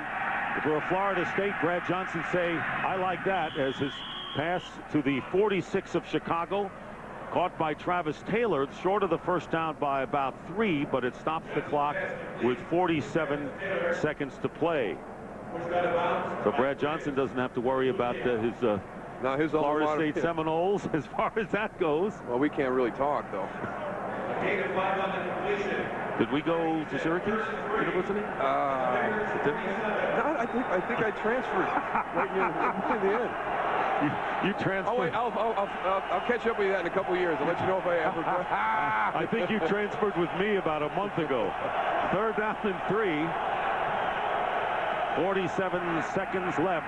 And here's Brad Johnson, and trying to get his receiver, almost intercepted on the deflection. Billy McMullen was the intended receiver, and Ricky Manning Jr., who's back in action for the Bears this week after being suspended for a game, had the ball in his hands last. Well, they got everything moving out to the right, throw the ball back across the field to Billy McMullen. Ricky Manning Jr., let me tell you what, if he's able to secure that catch because it was a throwback play, there is nobody down that sideline. The Bears are going to have a defensive touchdown to go with their special teams touchdown. And Devin Hester is back, always dangerous, has already scored on a punt return today. And the fair catch, and the ball goes into the end zone, and the Bears will have 33 seconds to mount something, starting from the 20-yard line. That was a 47-yard punt. As Rex Grossman comes out, he has completed 3 of 9 for 22 yards and has thrown 2 picks. It's a way to keep your head warm. Talk about staying warm. I'll tell you, I'm on the side of the Bears over here on their sideline, and the sun sort of, the shade line came right over us. I'll tell you what, it must have dropped 5-10 degrees on this side. If I was them, I'd try to get on the other side maybe next week or next year. And taking the knee right here and just going to run out the clock will be the Bears. Will be content to take a 4-point lead into the locker room. So not an artistic first half for either of the offenses, but the special teams touchdown by Devin Hester, that's been part of the Bears' MO this year and why they are where they are at a 9-2 record. The Vikings, one of 5 teams at 5-6 who are still very much in playoff contention as the time runs out, and that is the end of the first half, with the Bears leading the Vikings 7-3. So these two teams locked in another tight battle. Well, they always seem to be this way, and you mentioned at the top that Minnesota are very good with the recipe for success against Chicago. We saw Chester Taylor get on track a little bit. Have to keep an eye on him. He did go off for a couple of plays, but they've got to get in and get in Rex Grossman and tell him, hey, no more bad decisions. 5 turnovers in that first half. Fox NFL Sunday will continue with the Visa halftime report after these messages and a word from your local Fox station.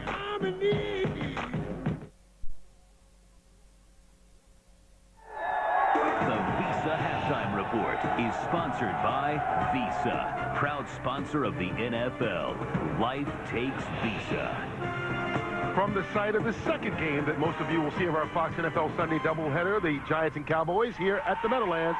Kurt Menefee and the gang, but right now the Chicago Bears trying to clinch the NFC North, and Terry Bradshaw, Rex Grossman, not doing a lot to quiet his critics. A little too inconsistent, too many interceptions. He's had 16 coming into this game. This is his second in the first half, giving him 16 on the year. Then Devin Hester. Well, you know what? They're struggling offensively. Why not have someone out of the U that can return punts and kickoff? Devin Hester does it. Look here, folks. Up inside, bounce to the outside, takes it in from 45 yards out, and the Bears with a 4-point lead, 7-3 over the visiting Minnesota Vikings. How about the Green Bay Packers and the New York Jets? The Jets handing the Packers their biggest ever halftime deficit at Lambeau Field. John Kitna, quarterback for the Lions. Watch this. Roy Williams, the receiver, top left of your screen, deep end route, man-to-man coverage, excellent throw. Roy Williams with that catch goes over 1,000 yards receiving for the first time in his career. Top right of your screen, quick slant. Man-to-man coverage, get inside the quarterback. He's there. Touchdown, Fury. We're tied up at 10 all, Patriots and the Lions. Reggie Bush, first-round draft choice of the Saints. Frank Gore, how about this guy? Looks like a first-rounder, doesn't he? It's a swing pass from Breeze to Reggie Bush. Folks, just watch it. Here we go. 1, 2, 3. Keep going. Keep it going. You're not through. Keep on. There it is. Down to the 1-yard line. Next play. You did so good getting us down there out of the eye. Over top. Extend the ball. Ball breaks the plane. I don't care what happens after that. It is a touchdown. Saints 7-3 over the visiting 49ers. How about the Falcons trying to end a 4-game losing streak under Jim Mora? Like him. Can't help but like Jim Mora and his enthusiasm. The guys really got this team going, but they have lost 4 in a row. Jason Campbell, young man, getting his big chance.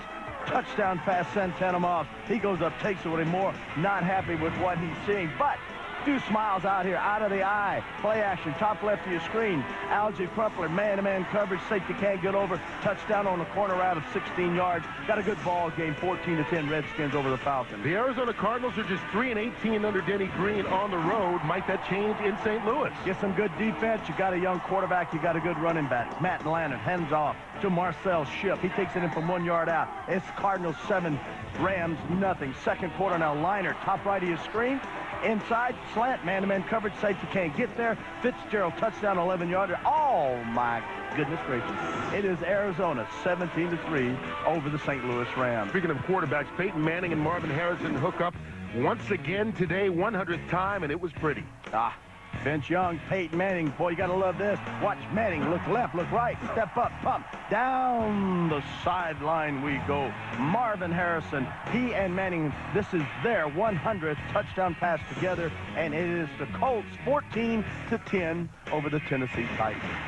LaDainian Tomlinson and the San Diego Chargers at Buffalo. Sean Merriman, line him up. There it is right there. Welcome back, Sean.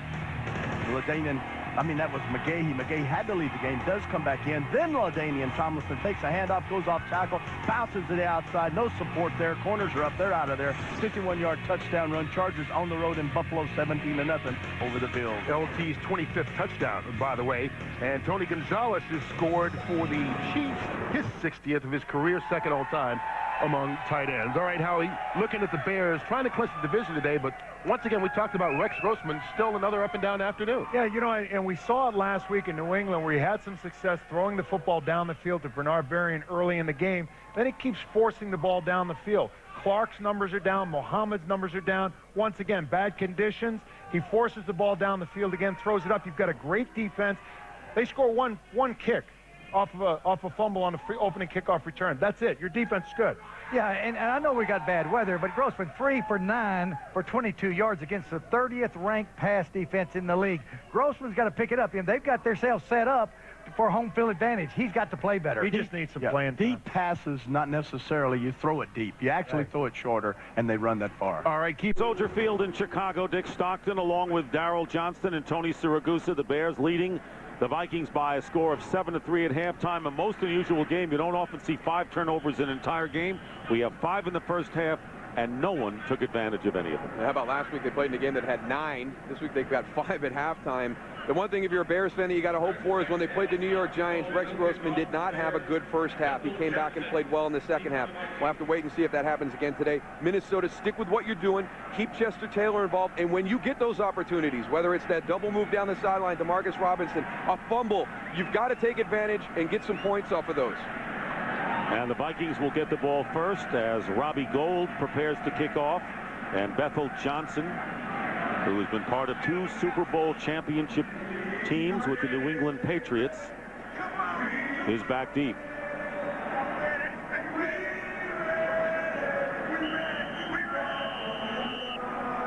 So the Bears, who won their first 7 games of the year and have been 2-2 since, trying to win their 10th game of the year. And the short kick taken by Bethel Johnson at the 15. And Bethel Johnson flag thrown from upfield, and Johnson is down at the 30-yard line. Busy day for Tony Correnti and company. During the return, holding, receiving team number 20, 10-yard penalty, first down. So the penalty to Greg Blue will set them back, and an injured Viking. And it appears to be Bethel Johnson who returned the kickoff. Take a look at the halftime statistics. What's really interesting is the way the Vikings have run the ball effectively down. Yeah, well, you know, they're not going to back away from this Bears defense, but also the Bears, they're rushing too. So turnover is the big thing in the first half. And we'll take a break right now. Vikings also have the edge in time of possession by nearly 9 minutes.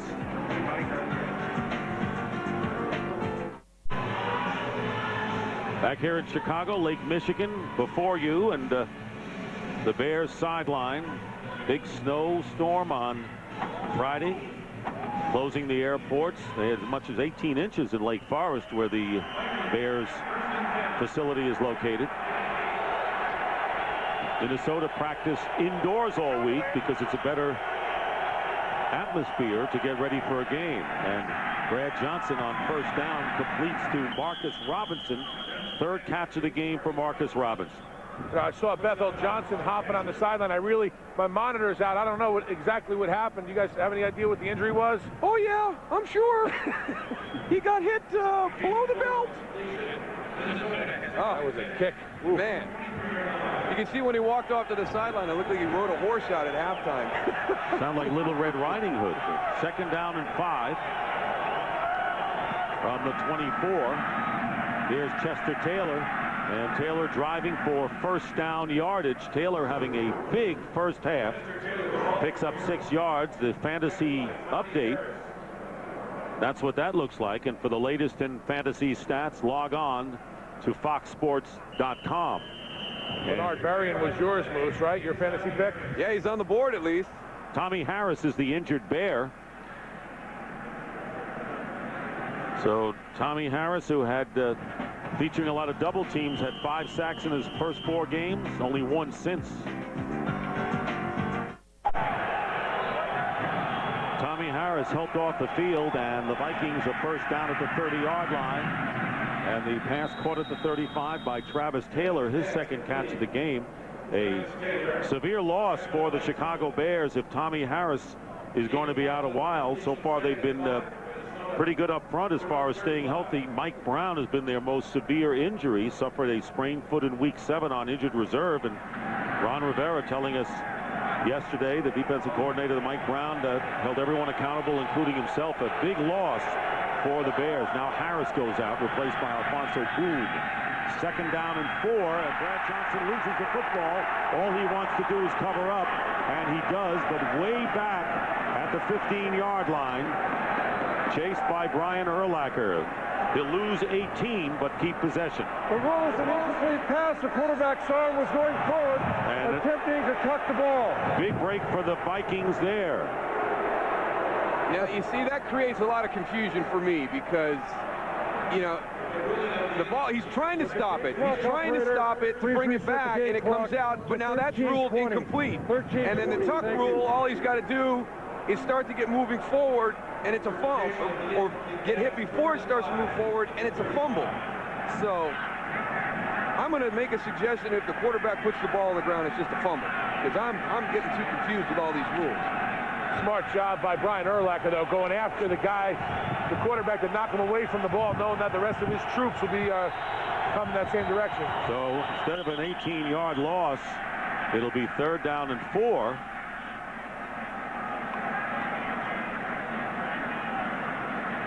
And let's see if Lovie Smith challenges the play. He indicated a timeout to Chicago. Right, could not tell if he had thrown a red flag on the field. Yeah, there it is. If I'm Lovie, I want to know why also. I mean, that. There was a question as to whether the pass was forward or backward. By rule, when the quarterback's arm is going forward, it is ruled a forward pass. Chicago will not be allowed to challenge this play. 3rd down. I think maybe Lovie's trying to say that the ball was thrown backwards, which would make it a lateral, which means that Minnesota would have to recover it, because it looks as though it does go behind where Brad Johnston was standing if they're going to rule it a pass. 3rd down and 4. And the swing pass to Moeldy Moore. 1st down. Moeldy Moore down the sideline. And is finally pushed out of bounds, and flags go down. We're going to have a late hit. Chris Harris, the strong safety, and that's going to cost the Bears some more yardage. All right, we talked coming back to the second half that Minnesota had to take advantage of their opportunities. Personal foul, unnecessary roughness, defense, number 46. 15-yard penalty, automatic 1st down. Now, I think they got one on the ruling on the Brad Johnston throw. But now Chicago not playing smart. Moeldy Moore well out of bounds when Chris Harris comes and hits him. Another 15 yards is going to get tacked onto this. They have got to take advantage of this opportunity on this drive. 24 yards plus 15 tacked on. And that is not a play indicative of a 9-2 team. That showed no discipline whatsoever. 1st down, and Brad Johnston looking for help and takes the slide right there. One thing about this Chicago's defense, they need to stay in their rush lanes. Right now, you saw the defensive end go way up outside, and those tackles were in the same side, and that left that big gap for Brad Johnston to go and run through, and also see his receivers better downfield. They need to close them up. No sacks today by the Bears, as Brad Johnston avoided that by sliding and going down for no gain. 2nd down and 10. Early here in the 3rd quarter. Brad Johnston made only one big mistake, but it didn't cost the Vikings. Here's the handoff to Chester Taylor with a break, and Taylor will get the first down at around the 15-yard line. An 11-yard pickup, and Taylor going over 1,000 yards. First Vikings since Michael Bennett 4 years ago, and really handling things. 96 so far for him today. Well, with Tommy Harris out of the lineup, you should start to see more running by the Minnesota Vikings. They've got depth in that defensive line, but Tommy Harris is a difference maker for that defensive front of the Chicago Bears. 15 carries, 96 yards for Taylor.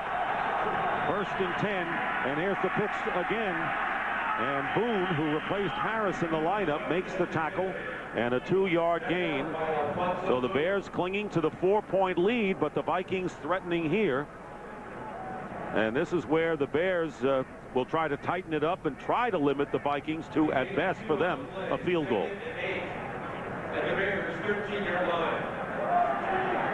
2nd down and 8.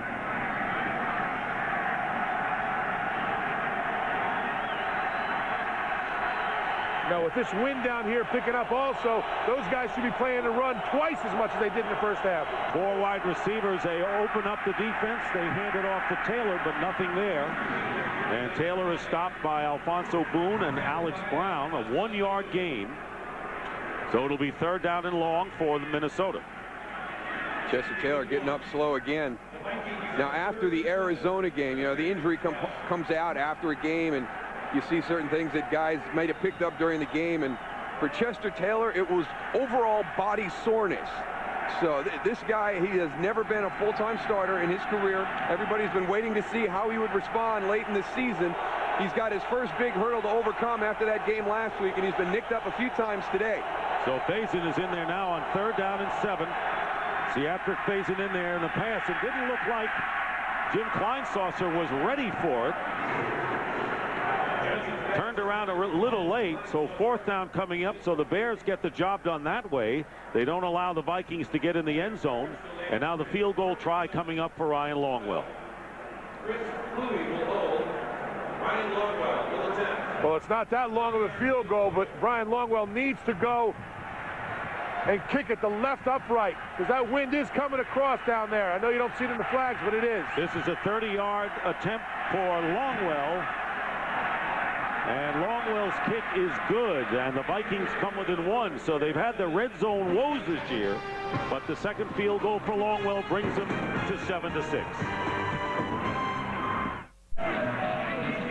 Back here at Soldier Field, and there goes Chester Taylor into the locker room. Looked like he had a knee or leg injury, and 99 yards and an average of nearly 6 yards per clip.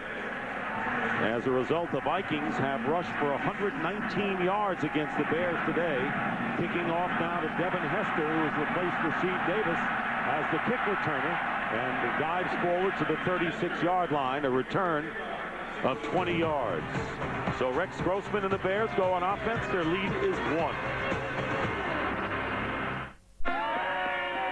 Bears with the ball, leading by 1 over the Vikings, who came into the game number 1 in the NFL against the rush, next to last against the pass. The Bears have 12 yards passing yards, 57 on the ground. So the Minnesota defense has played very well outdoors on the road against Chicago. First down at the 36.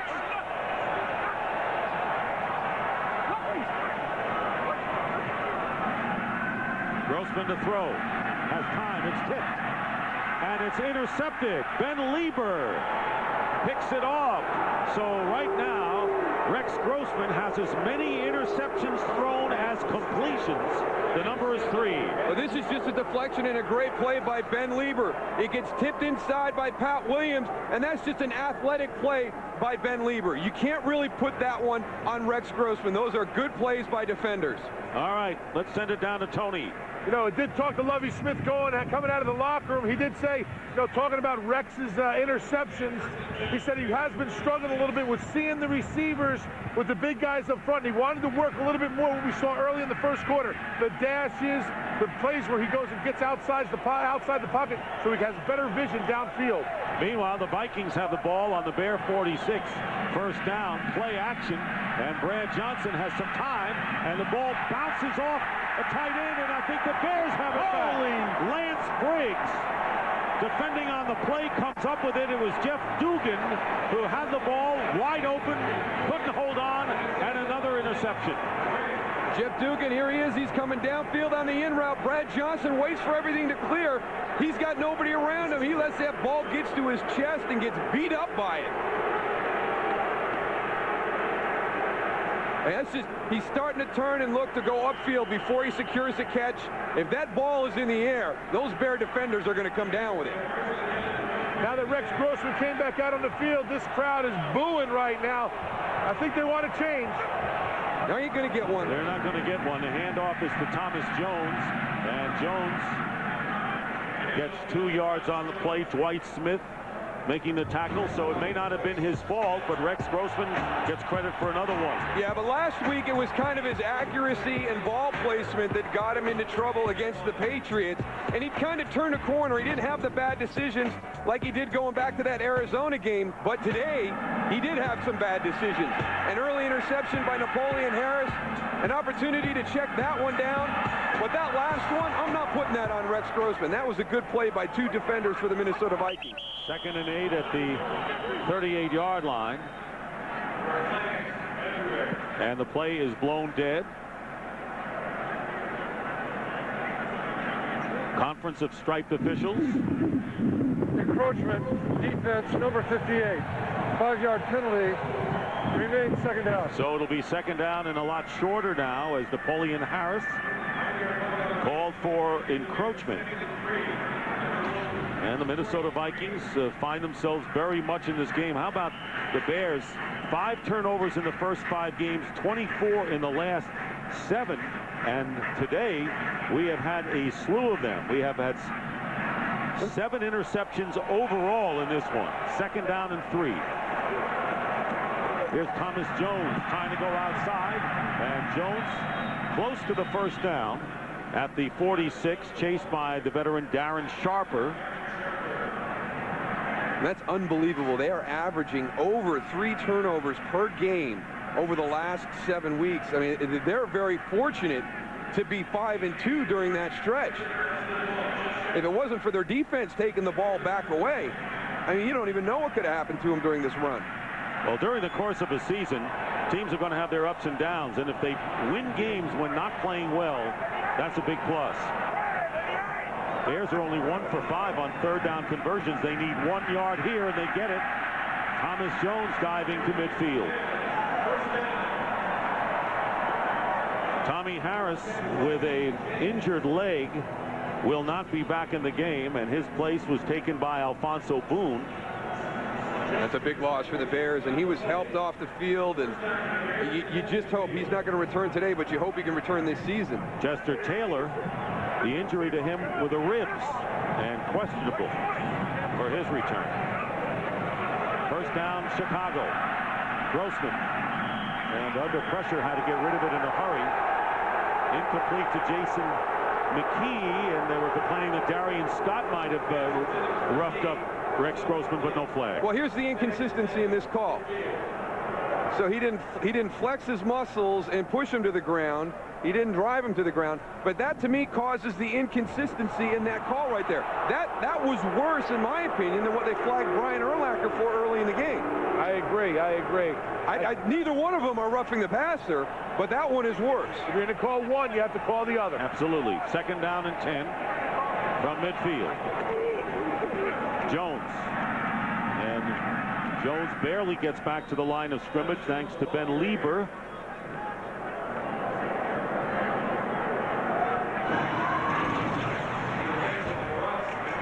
But to protect the quarterback, I mean, you can't hit him in the head. You can't hit him at the knees or below. You can't use the crown of your helmet. I agree with all those, but the plays we've seen today, you're bringing in an entirely different area of roughing the passer that I don't agree with. Player safety is one thing, but taking it away, you know, this is a violent game. It's a physical game. I mean, that's what football's about. And some of these calls are going contrary to what this game is based on. 3rd down and 10, but you know the old adage, they want to protect the quarterback as much as possible. Grossman stepping up, and the pass off the hands of Desmond Clark.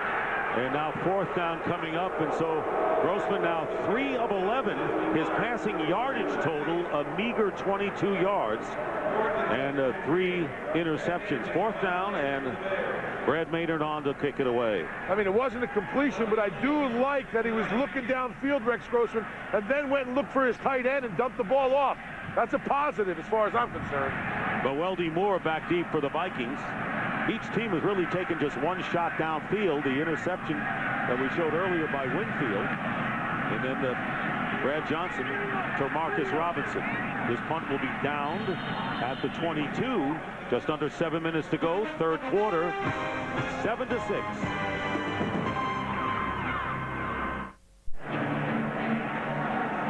Minnesota Vikings with the ball again, trailing the Bears 7-6. Longwell's field goal bringing the Vikings to within 1. A scoreless first quarter. A punt return for a touchdown by Devin Hester, who else is 3rd of the year that way. 2 field goals by Longwell and a first down on the 23 for Brad Johnson and the Vikings. Siragusa Faison now the running back with Chester Taylor in the locker room with a rib injury.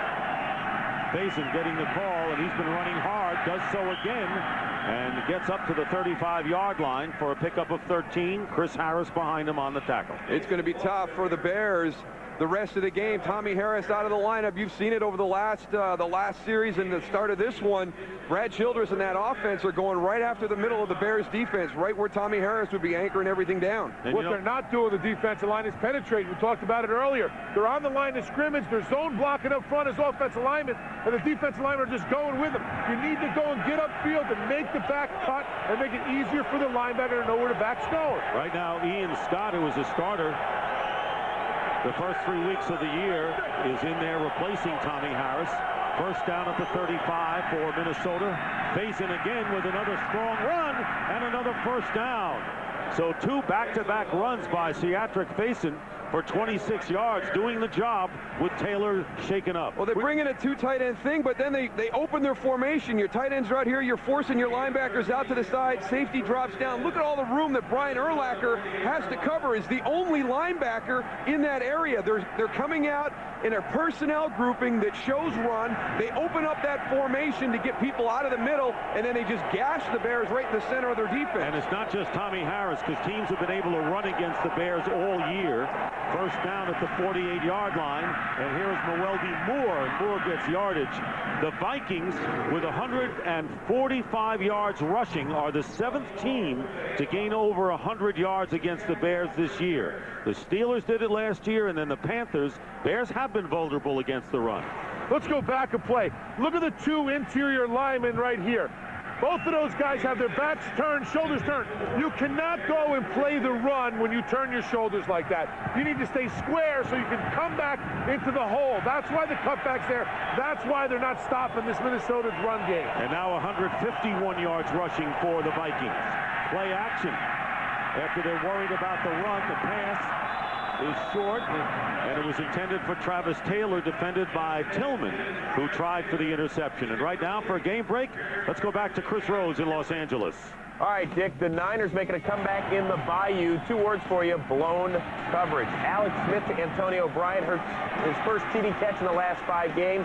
San Francisco just recovered an onside kick as well, down 4 in the 3rd. Back to Dick, Moose, and Goose. Fast becoming a dangerous team are those 49ers, as you see the standings in the NFC West. New Orleans trying to hold on to the lead in the NFC South. 3rd down and 4 on the 46 of the Bears, and another penalty marker and a false start call, and that will make it 3rd and 9. False start. Offense, number 62. 5-yard penalty.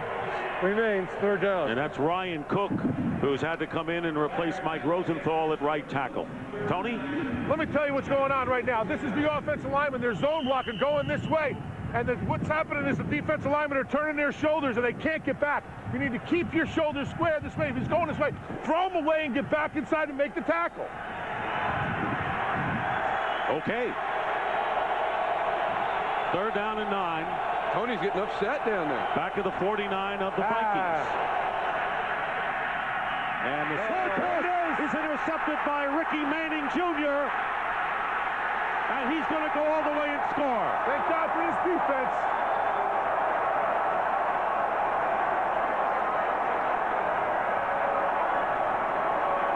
We talked about Brad Johnston being a game manager. He was going to take what the defense gives you. These conditions were going to play in his favor, and that has not been the case today. He has had 2 critical mistakes. This one leads to 7 points. Ricky Manning Jr. is right here. He's just bailing out. He falls right into that slant, and he's gone down the sideline. Ricky Manning Jr., who was suspended last week by the NFL, the former Carolina Panther, and the leader of all NFL nickelbacks. That is his 5th interception of the season.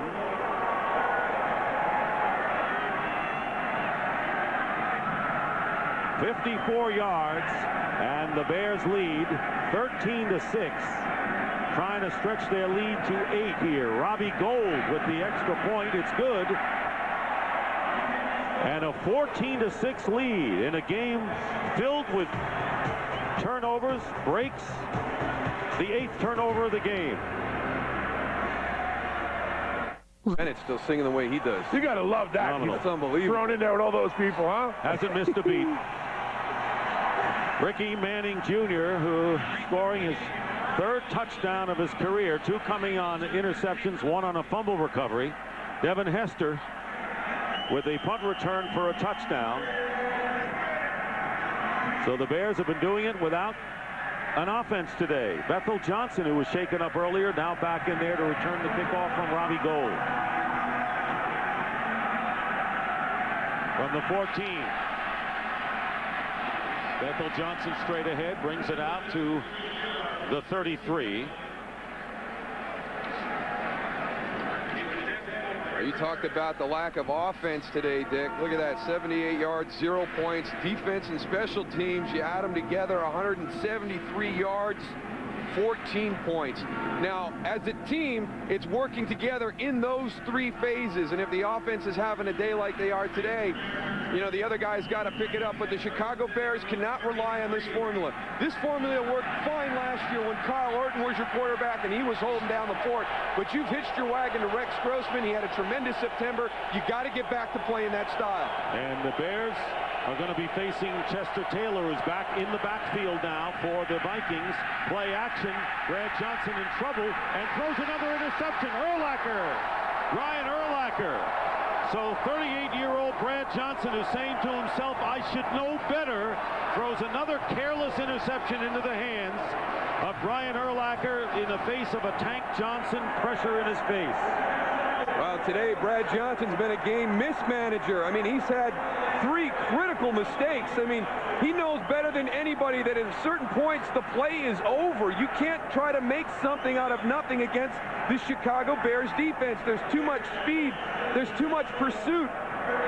And it just go down to the ground, take the sack, line up and punt the ball. Those are the things that made his career.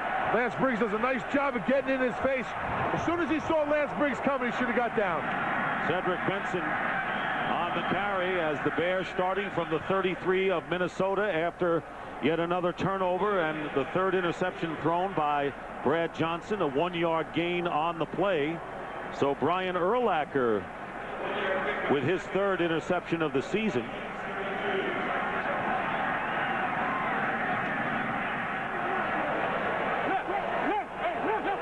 Thus far, the only turnover in which the team capitalized was Ricky Manning Jr. on the interception return for the score. 2nd down and 9.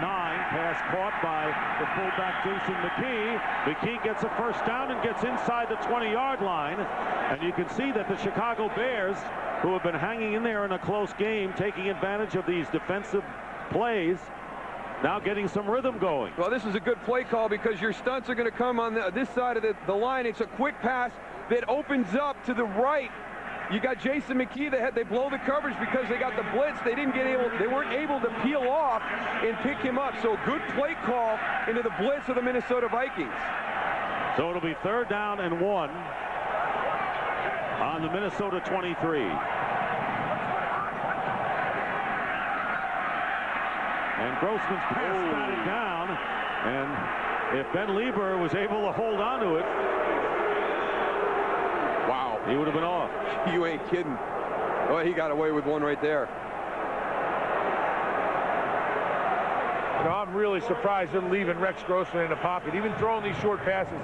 He did so much better in the first quarter, getting on the edge, on the dashes, and out of the pocket where he can see more, and he has better passing lanes down the field. I'm really surprised they haven't gone to that here in the second half. 4th down and 1, and the Bears are going to go for it here with 3:12 remaining in the third quarter.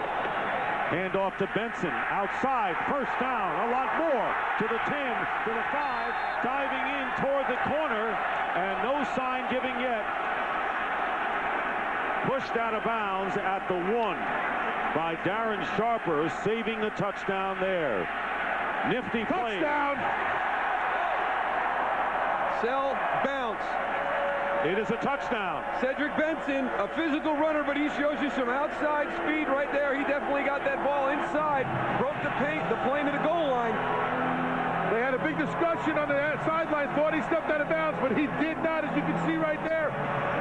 He reached over with the ball, and to the delight of Lovie Smith, touchdown. He'll take it. So the extension by Benson with the ball as he hit the pylon, and the officials got it right. And so Cedric Benson, as you mentioned earlier, wondering what the factors were, why he wasn't in there more, scoring the touchdown. And the Bears looking to take the 21-6 lead on Gold's extra point.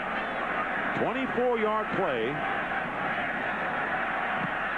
And Robbie Gold giving Chicago a 21-6 lead.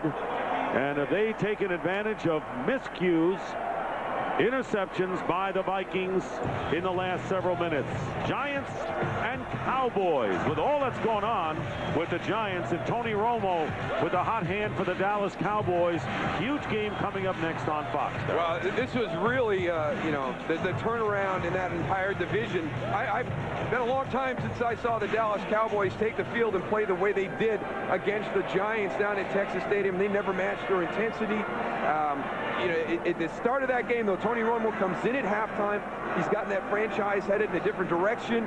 He's brought some excitement. You know, they enjoy playing the game now. So, you know, he's even mentioned the fact that, hey, you know, don't forget that was my first opportunity to play. I didn't play well in the second half of that game. So you can talk about how well the Giants played. Just remember that I didn't have my best day.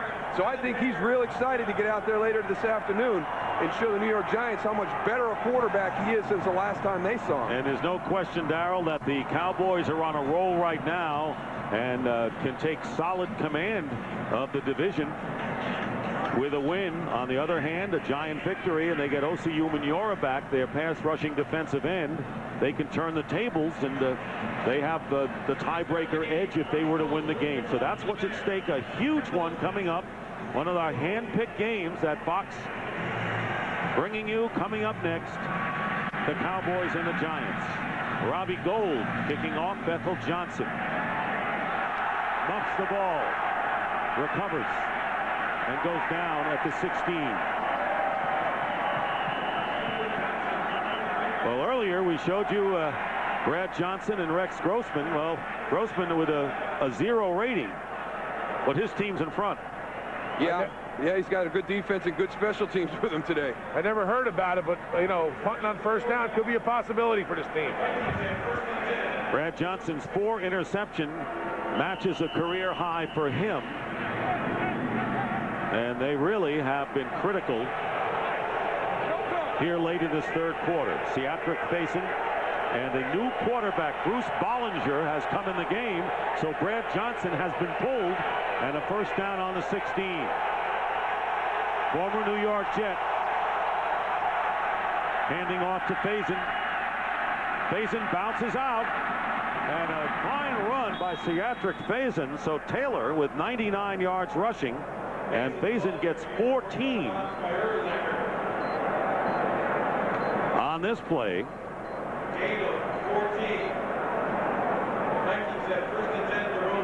Well, everybody talked about last week when the Denver Broncos were playing and Jake Plummer was finishing up that game. Everybody wondered if that was the last pass that Jake Plummer had thrown this season. You wonder if that was the last pass that Brad Johnson's thrown this season for the Vikings.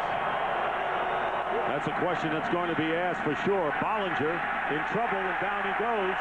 Couldn't find a receiver, and Tank Johnston gets a sack. They lose 5. And let's check in again with Chris Rose for a game break. All right, Dick, the Falcons have life once again. Forget about that 4-game losing streak, at least for now. Darius Norwood, look at what he does to Carlos Rogers, spinning him into the ground. Which way did he go? Which way did he go? 69 yards on the score, and the Falcons are up 10 in the 4th. Back to Dick, Moose, and Goose. Darius Norwood, one of the young running backs to watch in this league. Yeah, he's got tremendous breakaway speed. You saw the moves on the open field on that one. But, yeah, we saw the Atlanta Falcons earlier today when we got a game break from Chris, and it looked like their season was unwinding. Good job of coming back and saving that season for a week. 2nd down and 15. And the handoff to Mewelde Moore spins his way to the 29-yard line. And a gain of 4, but the Vikings need to get up to the 40-yard line to get a first down with just about a minute and a half remaining in the 3rd quarter. Ron Rivera and this Bears defense needs to go and put the pressure on Brooks Bollinger. It's about minus, I don't know, 40, 50 degrees down here, it feels like to me. But he's been standing on the sideline now for 3 quarters. Don't want to let this guy get warmed up, Bruce Bollinger. Brings a whole new meaning to coming on the field being a little bit cold, huh? Yeah, I can't even talk. My teeth are chattering. 3rd down, and Bollinger goes down again. There it is! And it was Alex Brown. 2nd sack of the game for the Bears. Another loss, this one for 7 yards. Alex Brown, the defensive end, a good change up to his speed up the field. He takes a couple steps. He gets Brian McKinney to open those hips and then breaks right back to the inside. There's no way you can be on the sideline for that long, come out, and be agile enough to move around. I feel like a 2x4 right now on the sideline. Chris Cluey with the kick, and Devin Hester gets by one man, still on his feet. Devin Hester. What an exhibition of running for Devin Hester, the rookie from Miami. 34 seconds to go, and Hester is shaken up. Slow getting up. That was a 25-yard punt return for Hester. And tonight, college football's greatest teams find out who will play in college football's greatest games. There are going to be some surprises. I think we can promise you that. A live primetime special that you can only see on Fox. The All-State BCS Selection Show follows our football coverage tonight on Fox. Hester coming off under his own power, and I'm anxious more than ever now, knowing that we may have some surprises tonight. How it'll all pan out. Meanwhile, Rex Grossman leads the Bears first down on the Viking 35. Cedric Benson on the pitch. And Benson, who's averaged nearly 6 yards per carry, will lose about a yard. Chris Cluey, the punter, he's getting downfield. Brendan Iambadejo just takes a shot at him. You got to do whatever you can on special teams. Yeah. Stick your leg out, trip, do whatever, do anything. I thought he hurt himself right there when he came through that, and he had that little hitch in his giddy up. I thought he might have pulled his hamstring. So good to see Devin Hester go off the field on his own power. 2nd down and 9. Now Benson going in motion, split left. Grossman giving ground and dumps it off, and that could have been a dangerous play, and a flag is thrown down. Penalty markers are down as time runs out here in the 3rd quarter. Kevin Williams was in Rex Grossman's face. Well, Jason McKee's right there. Illegal touching of a forward pass, offense number 69. This 5-yard penalty is declined. The result of the play will be 3rd down. Fred Miller released early. No time left on the clock. Cold weather, you got to warm up. Ask Tony. That's the end of the 3rd quarter. The Bears have opened up a 21-6 lead.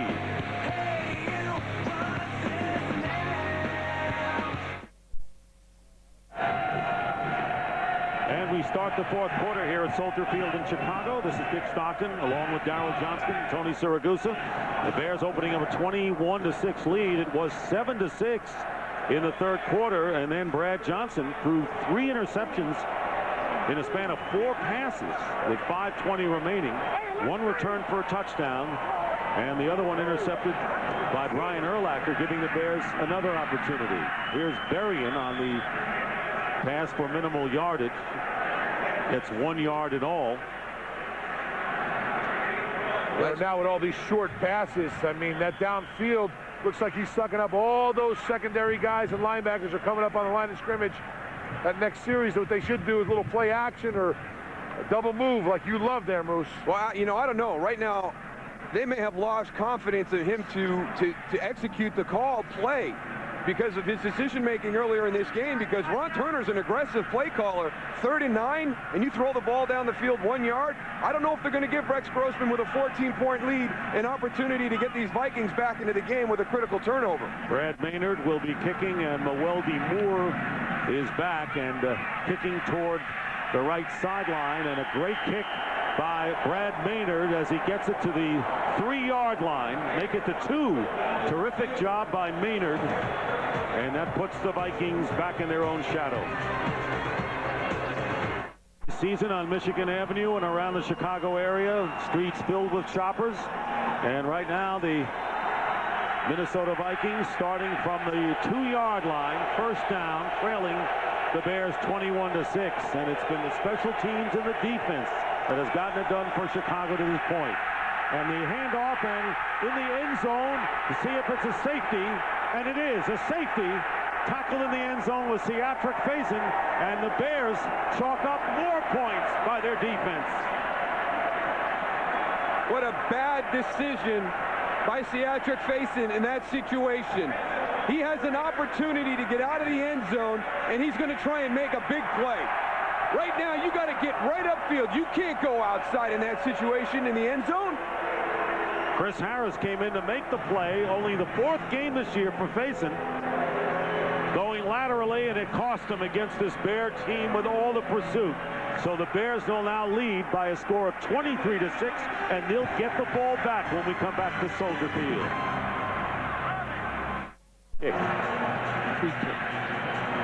I think the Vikings got lucky. This is close to being a touchdown for the Bears, because Siragusa fumbles the ball. That ball looks like it's coming out before his knee hits the ground. And then the Bears recover it in the air and carry it into the end zone. First safety in the last 2 years. Chris Harris was there. The credit to Tank Johnson. Devin Hester on the return of the free kick and brings it into Viking territory to the 48. This Bear team is an inspired team and has been special teams and defense to get it done. 21-yard return of that free kick by Devin Hester. Well, Tuesday at 8, 7 Central, watch the FBI's top negotiators working on and off the streets. Standoff is all new this Tuesday at 8, 7 Central, right here on Fox. Viewer discretion is advised. Well, the Bears on the Viking 49, and Rex Grossman trying to take a shot to Bernard Berrien, and the ball thrown out of bounds. You know, every coach talks about it. There's 3 facets of the football game: offense, defense, and special teams. And if you win 2 of the 3, you should win the game. But I've never seen a game ever of a team totally dominating in special teams and defense like we saw today. And the Bears, what they're trying to accomplish this season, they actually call their fans the 4th phase. They're trying to establish home field throughout the playoffs, erase the memories of last year's playoff loss to Carolina. And that loss was at home. 2nd down and 10. Thomas Jones is pushed back. It has been 12 years since the Bears won a playoff game. We talk about how the weather always is an advantage to them, but they lost to Carolina last year in January in the playoffs. Remember, they lost to the Philadelphia Eagles in a divisional playoff at Soldier Field several years ago. You go back into the 80s, 90s, Washington and San Francisco administered defeats to the Bears, so it's not automatic with this kind of climate late in the year. But if you had your druthers, you'd rather be playing right here. Third down and 11. Out of the shotgun. Rex Grossman. Pass caught by Berrien, but tackled immediately by Fred Smoot. Gain of 3. Maybe it's me, but I don't understand this. I think they should just run the ball. This way they go and minimize their turnovers and work on the clock right now. This is just dumb putting the ball up right now in my eyes. Now getting set to kick is Brad May. I'd like to know from you guys before the punt, the decision to go with Bollinger, even though Brad Johnston had his problems. Well, yeah, he had his problems. They have to make a decision. I mean, maybe they're already looking at 2007. This is a huge game for him to stay in the playoff hunt. They've got to find some things out about Brooks Bollinger. Tarvaris Jackson, you know, he's the third QB. He's inactive today. Had a good preseason, but you know they got to find some things out at that position. Weldy Moore inside the 10-yard line and get good coverage that time for the Bears. Lovie Smith called last week's special teams performance against New England the worst of the year. Bears have turned that around big time. A rough day for Brad Johnston. Completed 11 of 26. Only 73 yards, 4 interceptions. And one of them returned for a touchdown. So Brooks Bollinger, quarterback that Brad Childress had eyed and wanted, now in relief of Brad Johnston, completes it to Jermaine Wiggins underneath for 6 yards. I mean, obviously Brooks is going to finish out the game today. It'll be interesting to see which direction Brad Childress goes next week. I think that's when you'll find out really the reasoning behind making this change today. Do you just want to get Brad out of a situation that's just kind of getting out of control and out of hand at that time? Or are you really going to take a long, hard look at Brooks Bollinger down the stretch? And with no flags are thrown at this point, 2nd down and 4, and Adewale Ogunleye had come through the line, and now we see the flag thrown at the 20. I think it got frozen in his pocket. Yes, it did. Brad Childress coming home, former Bear fan, and the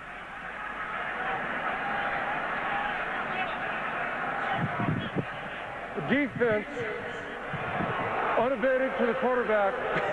Left defensive end. 5-yard penalty will result in a first down. I love that. You know, unabated to the quarterback, but he tackled the quarterback and dragged him to the ground. What happened to a whistle? Is that frozen too?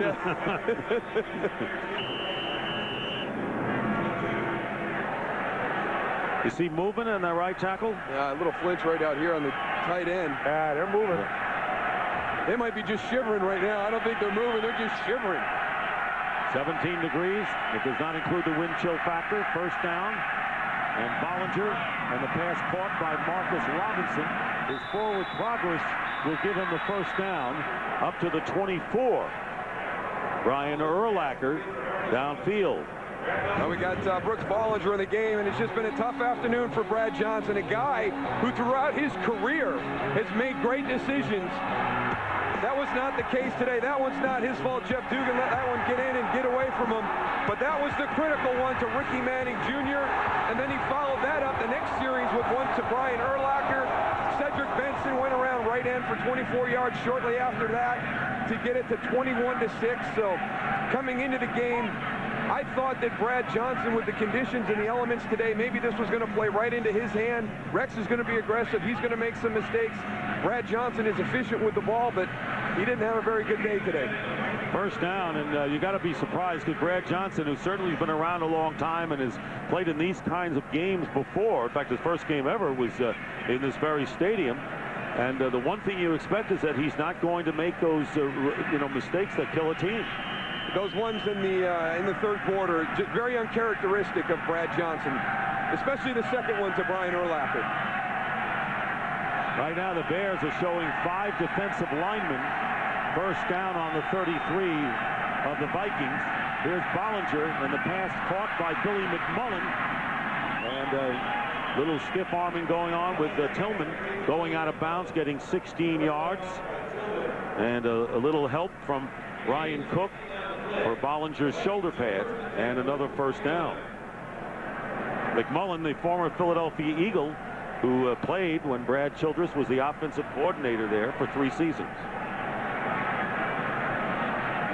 Bears trying to go now to a 10-2 on the year, and of course the Vikings trailing 23-6. 5-6 coming in, and one of 5 teams with that record in the wild card hunt. Mason gets into Bear territory. Right now, time for a game break. Here's Chris Rose. Guys, a good one in Cleveland. Less than a minute to go. Derek Anderson filling in for the injured Charlie Price. Finds Steve Hayden. And the Browns have tied it with 30 seconds to go in Cleveland. Back to Dick, Moose, and Goose. Well, you can't look past anyone, Daryl. No, you can't. I mean, the Cleveland Browns, I mean, you know, sitting at 3-8, Kansas City 7-4, a lot to play for the Kansas City Chiefs. They get Tony Gonzalez back today. Everything seems to be going their way. And Cleveland, stretching them. How about the Colts and the Titans tied at 17? Jeff Fisher's team, losing record, playing hard. Pass out of the backfield to Faison. And Faison is buried by Brian Urlacher. He has made some crunching hits today. 3-yard gain. Going back a play, you can see how the Chicago Bears go and attack the ball. As soon as they have one guy wrapped up, we talked about it in the first half, the rest of the guys go and attack the ball. That's why these guys are second in the league in turnovers. This defense is hungry to get that ball out. Came in leading the NFL with takeaways. 3rd down and 5 for the Vikings.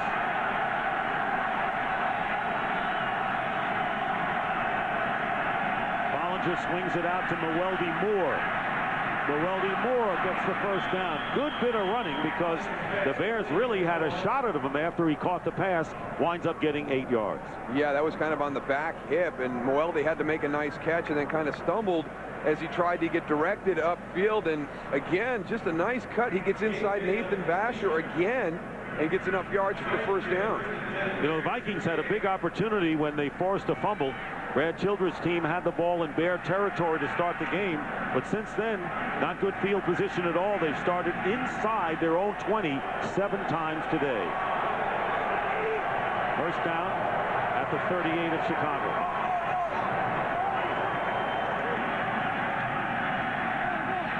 And the pass intended for Marcus Robinson. And Robinson getting downfield, trying to beat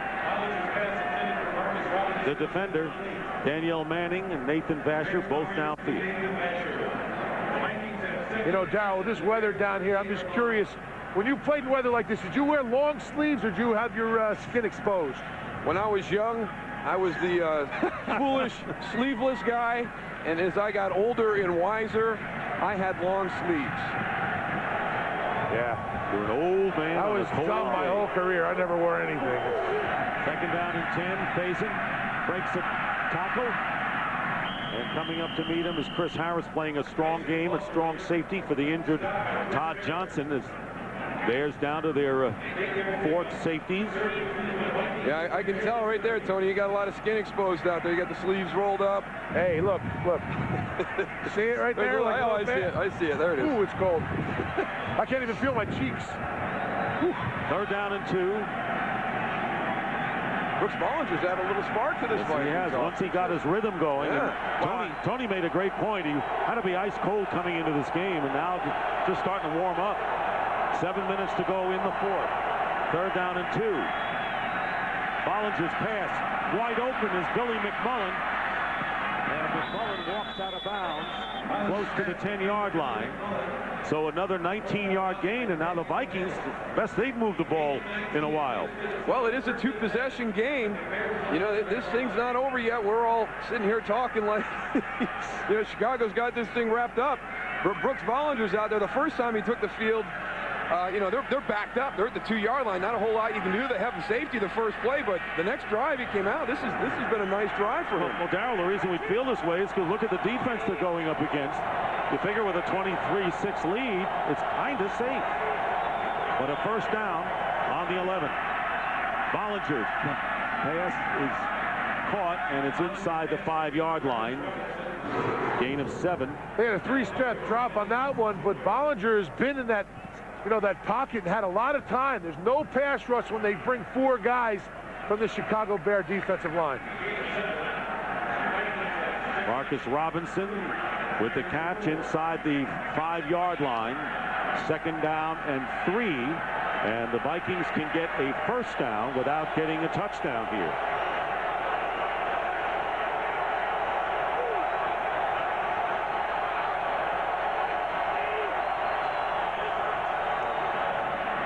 Here's Faison, touchdown, and the Vikings with their first offensive touchdown of the day. A 4-yard run by Seatric Faison. Chester Taylor was shaken up earlier. And you start this way and get bent back on the cutback again. You know, kind of what Tony talked about earlier. Ian Scott's got his shoulders turned. He's kind of just running sideways, and Seatric Faison is able to cut back in behind him. So, since I can't add, 16 and 6 is actually 22. It was actually a 3-possession game. So now we're at the 2-possession game. Ryan Longwell with the extra point, and it's a 10-point lead, 5:40 to go. Brooks Bollinger trying to bring back the Vikings, who trailed by 10.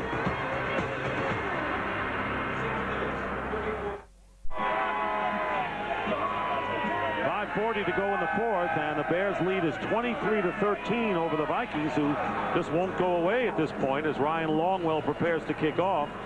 That was the most impressive scoring drive of the game. It could be an onside kick right here with a bunch. Maybe a little early for this. Well, that safety's a big play at this point of the game right now. Yes. And they try the onside kick, and the Vikings get it. The Minnesota Vikings recover, and it was Greg Blue, and that was textbook onside kick if there ever was. Good call, Tony. Thank you. I appreciate that. A little bit of a surprise element on it. Hey, why not? Nothing's working for you. You have a little bit of momentum there with that offensive drive. Why not come back, try and get the ball, go down the field again with it? Oh, that is a well-designed surprise onside look. I mean, they're like 5-on-2. A great kick by Ryan Longwell. Watch, he's going to drive the top of the ball into the ground so you get that nice big Sunday hop. That gives his guys time enough to get down to the point where they can recover it. And it becomes a free ball then, because if you don't kick it into the ground and you recover, all you do is downing it downfield. So a first down, and Brooks Bollinger completes it to Marcus Robinson, who gets to midfield, and we have a flag down. And I will say this about the onside kick, that if that had not worked, that would have been the ball game. So it was a big gamble by Brad Childress there with that much time remaining and only down by 10, but it happened to go for him. Offside defense, number 96. In the neutral zone at the snap. 5-yard penalty, repeat, first down. Alex Brown, 5-yard penalty, so Brad Childress, who used to see Gale Sayers play for the Bears in old Wrigley Field, where the end zone was about a 1.5 feet from the ivy wall in left field. That's where the Bears played before they moved to Soldier Field. First down and 5.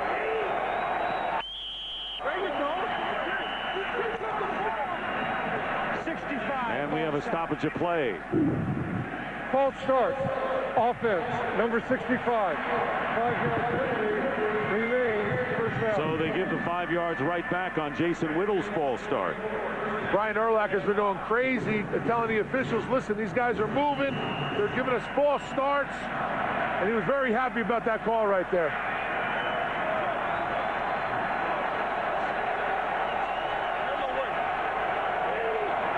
That one was a little obvious, Jason Whittle coming up, but they've been flinching quite a bit. First down, and Seatric Faison with a nifty run gets within 2 yards of the first down. For another game break, here's Chris Rose in Los Angeles. Guys, it has been a struggle for the Patriots all day, but in the fourth, Corey Dillon punches it in. Then they go for the 2-point try. Tom Brady finds Troy Brown, Mr. Reliable, to tie it at 21, but the Lions just got a turnover. Let's send it back to Dick, Moose, and Goose. Tell you, look at the Browns, look at the Lions and how they're fighting today. Not even mentioning the Titans against the Colts. Second down and 2. Bollinger races out of the pocket. He's a lot more mobile than Brad Johnson. And the pass is thrown incomplete. Nathan Vasher went into the locker room with a hamstring injury and will not return. So a tough day for the Bears defense with Tommy Harris. Nathan Vasher, whose place was taken by Ricky Manning Jr., who returned an interception for a score. Well, the Vikings doing a pretty good job against this Bear defense. If you look at 313 total yards, 186 on the ground. That's the most that anyone has rushed against the Bears this year. 3rd and 2, and Brooks Bollinger will call a timeout. It is the first timeout by the Vikings. And we want to tell you, coming up later on, the BCS show, and it's going to be a big one because we've got surprises there. College football's best teams, where will they be playing? You know, you made me answer the question. Let me get your views. Who do you think is going to play Ohio State? I think Michigan will. You think you'll get the rematch? That's what I feel. The computer rankings there was too much separation going into the weekend between Michigan and Florida. Yeah, I think that there was even a chance. People had sentiments for Michigan before. And, you know, I agree with you. You don't necessarily want to see a rematch on paper. On the other hand, if you're really pitting together the two teams, you know, who in the view of the computers say these are the best two teams in the country battling for the title, I'd have to say those two. I don't know how you go through a 13-game schedule, lose once with the toughest schedule in the country, and can't get into that championship game. And another false start. So, Tony, what's going on with the Vikings with 2 straight false start penalties? Well, they're doing the same thing they've been doing all game, but now they've brought it to their attention, and all that little bit of movement, and you know the offensive line is pointing out linebackers. And now they're calling those penalties. That's the 10th called against the Vikings today.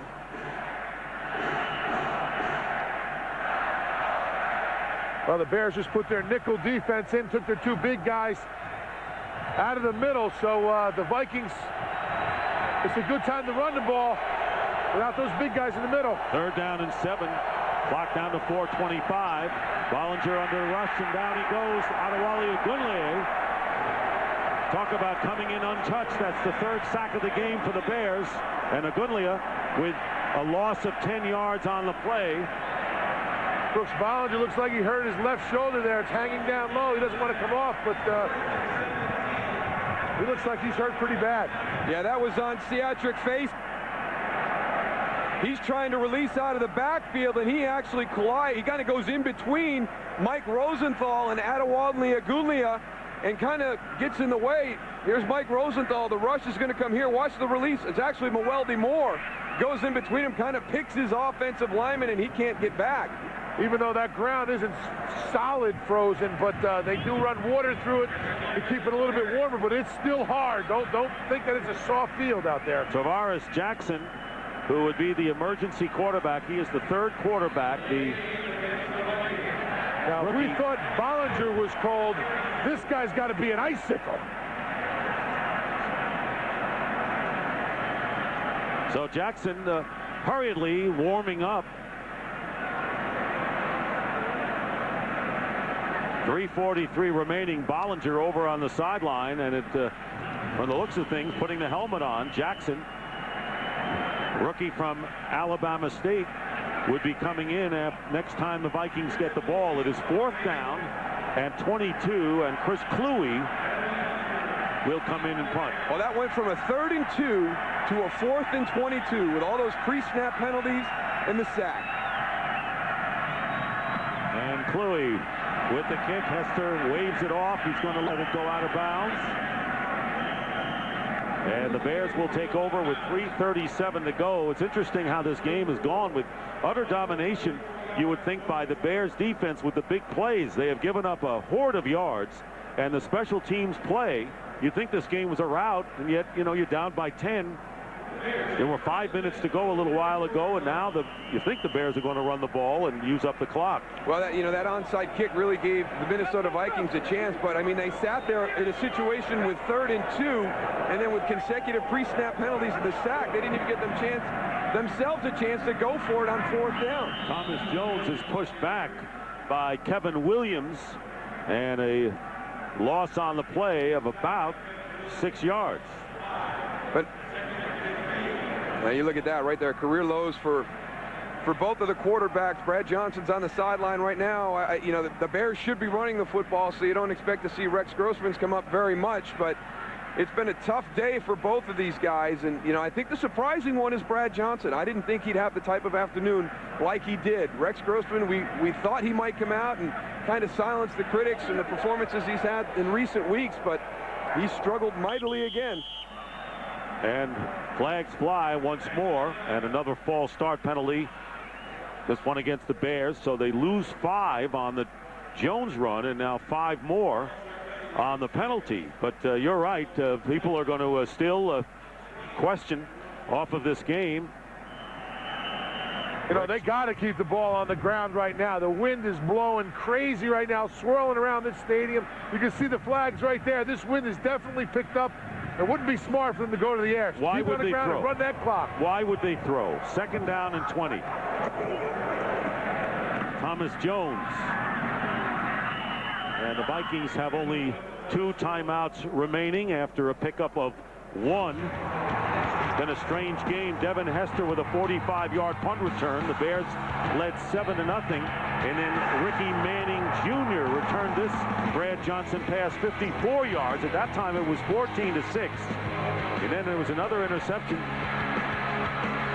by Urlacher at another score, and then Theatric Faison went in from 4 yards out. 23-13 the score. Minnesota has had chances, forcing a fumble on the opening kickoff, getting the ball in Bear territory. Got nothing. Onside kick they recovered, trailing by 10. Got nothing. And of course, the promo. Stay tuned to Fox for the Giants and the Cowboys coming up next. That will assure you getting on TV. Come on, pan out, get them on TV. They were creative. They did a nice job. There you go. There you go. They had to print it up. Vikings with 1 timeout left.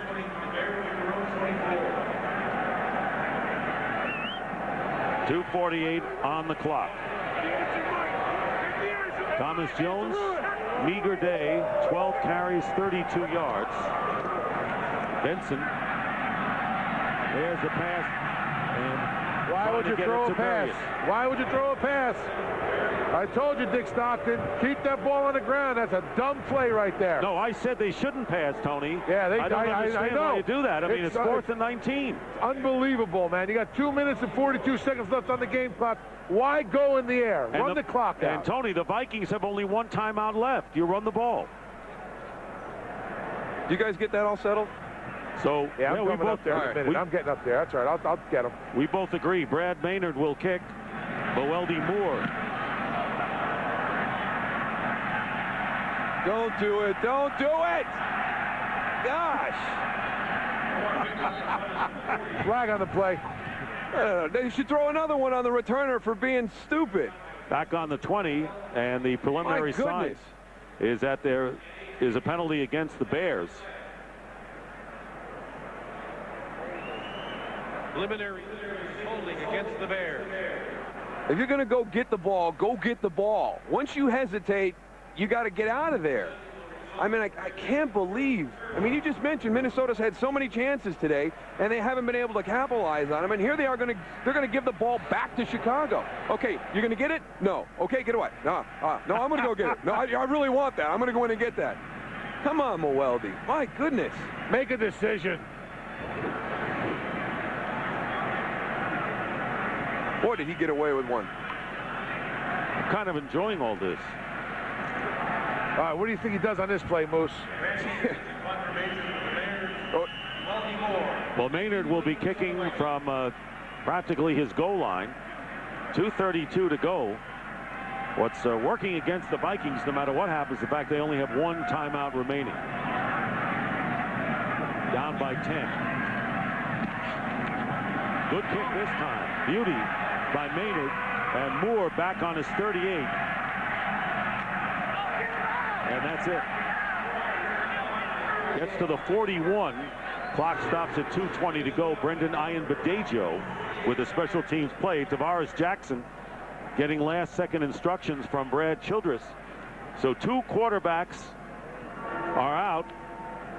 Brad Johnston by a coach's decision and then an injury to Brooks Bollinger. And there you see the breakdown for the Chicago Bears today. Pretty impressive all the way around. Yeah, special teams has saved the day. And, you know, they kind of got everything going. The defense has been tough as usual. That safety is going to end up being the biggest play of the game because it keeps it a 2-possession game right now.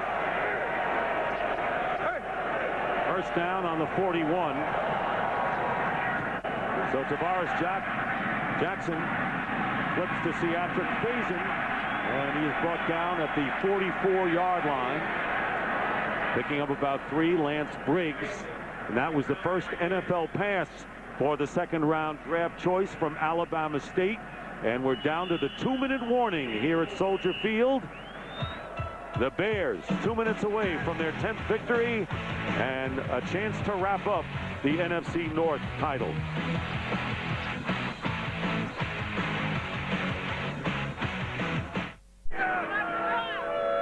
Two minutes remaining in the fourth quarter, and the Bears in front 23-13. Yeah, I'm here. All right, good to know. Are you there, Tony? Yeah, I'm down here on the sideline, just getting a feel of what they're doing here. And everybody's trying to stay nice and warm. 2nd and 6 on the 44. And a penalty flag down. False start, offense, number 85. 5-yard penalty.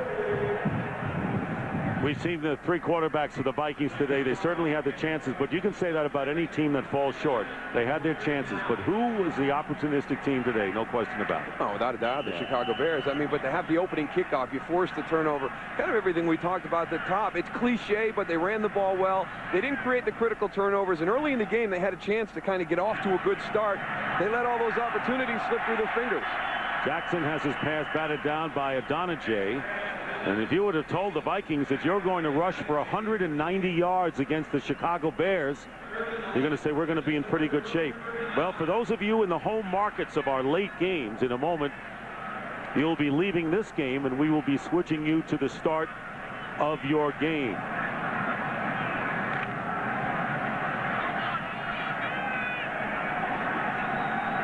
Third down and 11 on the 39. Jackson, team trailing by 10 points, and the pass is caught, so it'll be 4th down and short. Billy McMullen with the reception.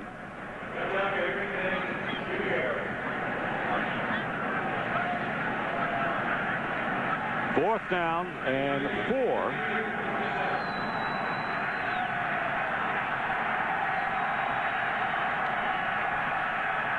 Jackson's pass, and it's caught for the first down by Jermaine Wiggins, who gets inside the 30-yard line. A pickup of 23, and Jackson signals for the timeout. That is the Vikings' 3rd and last timeout. So they're inside the 30, trailing by 10. While we have a moment, want to remind you that this game produced by Bob Stenner, directed by Sandy Grossman, the associate director Charles McDonald.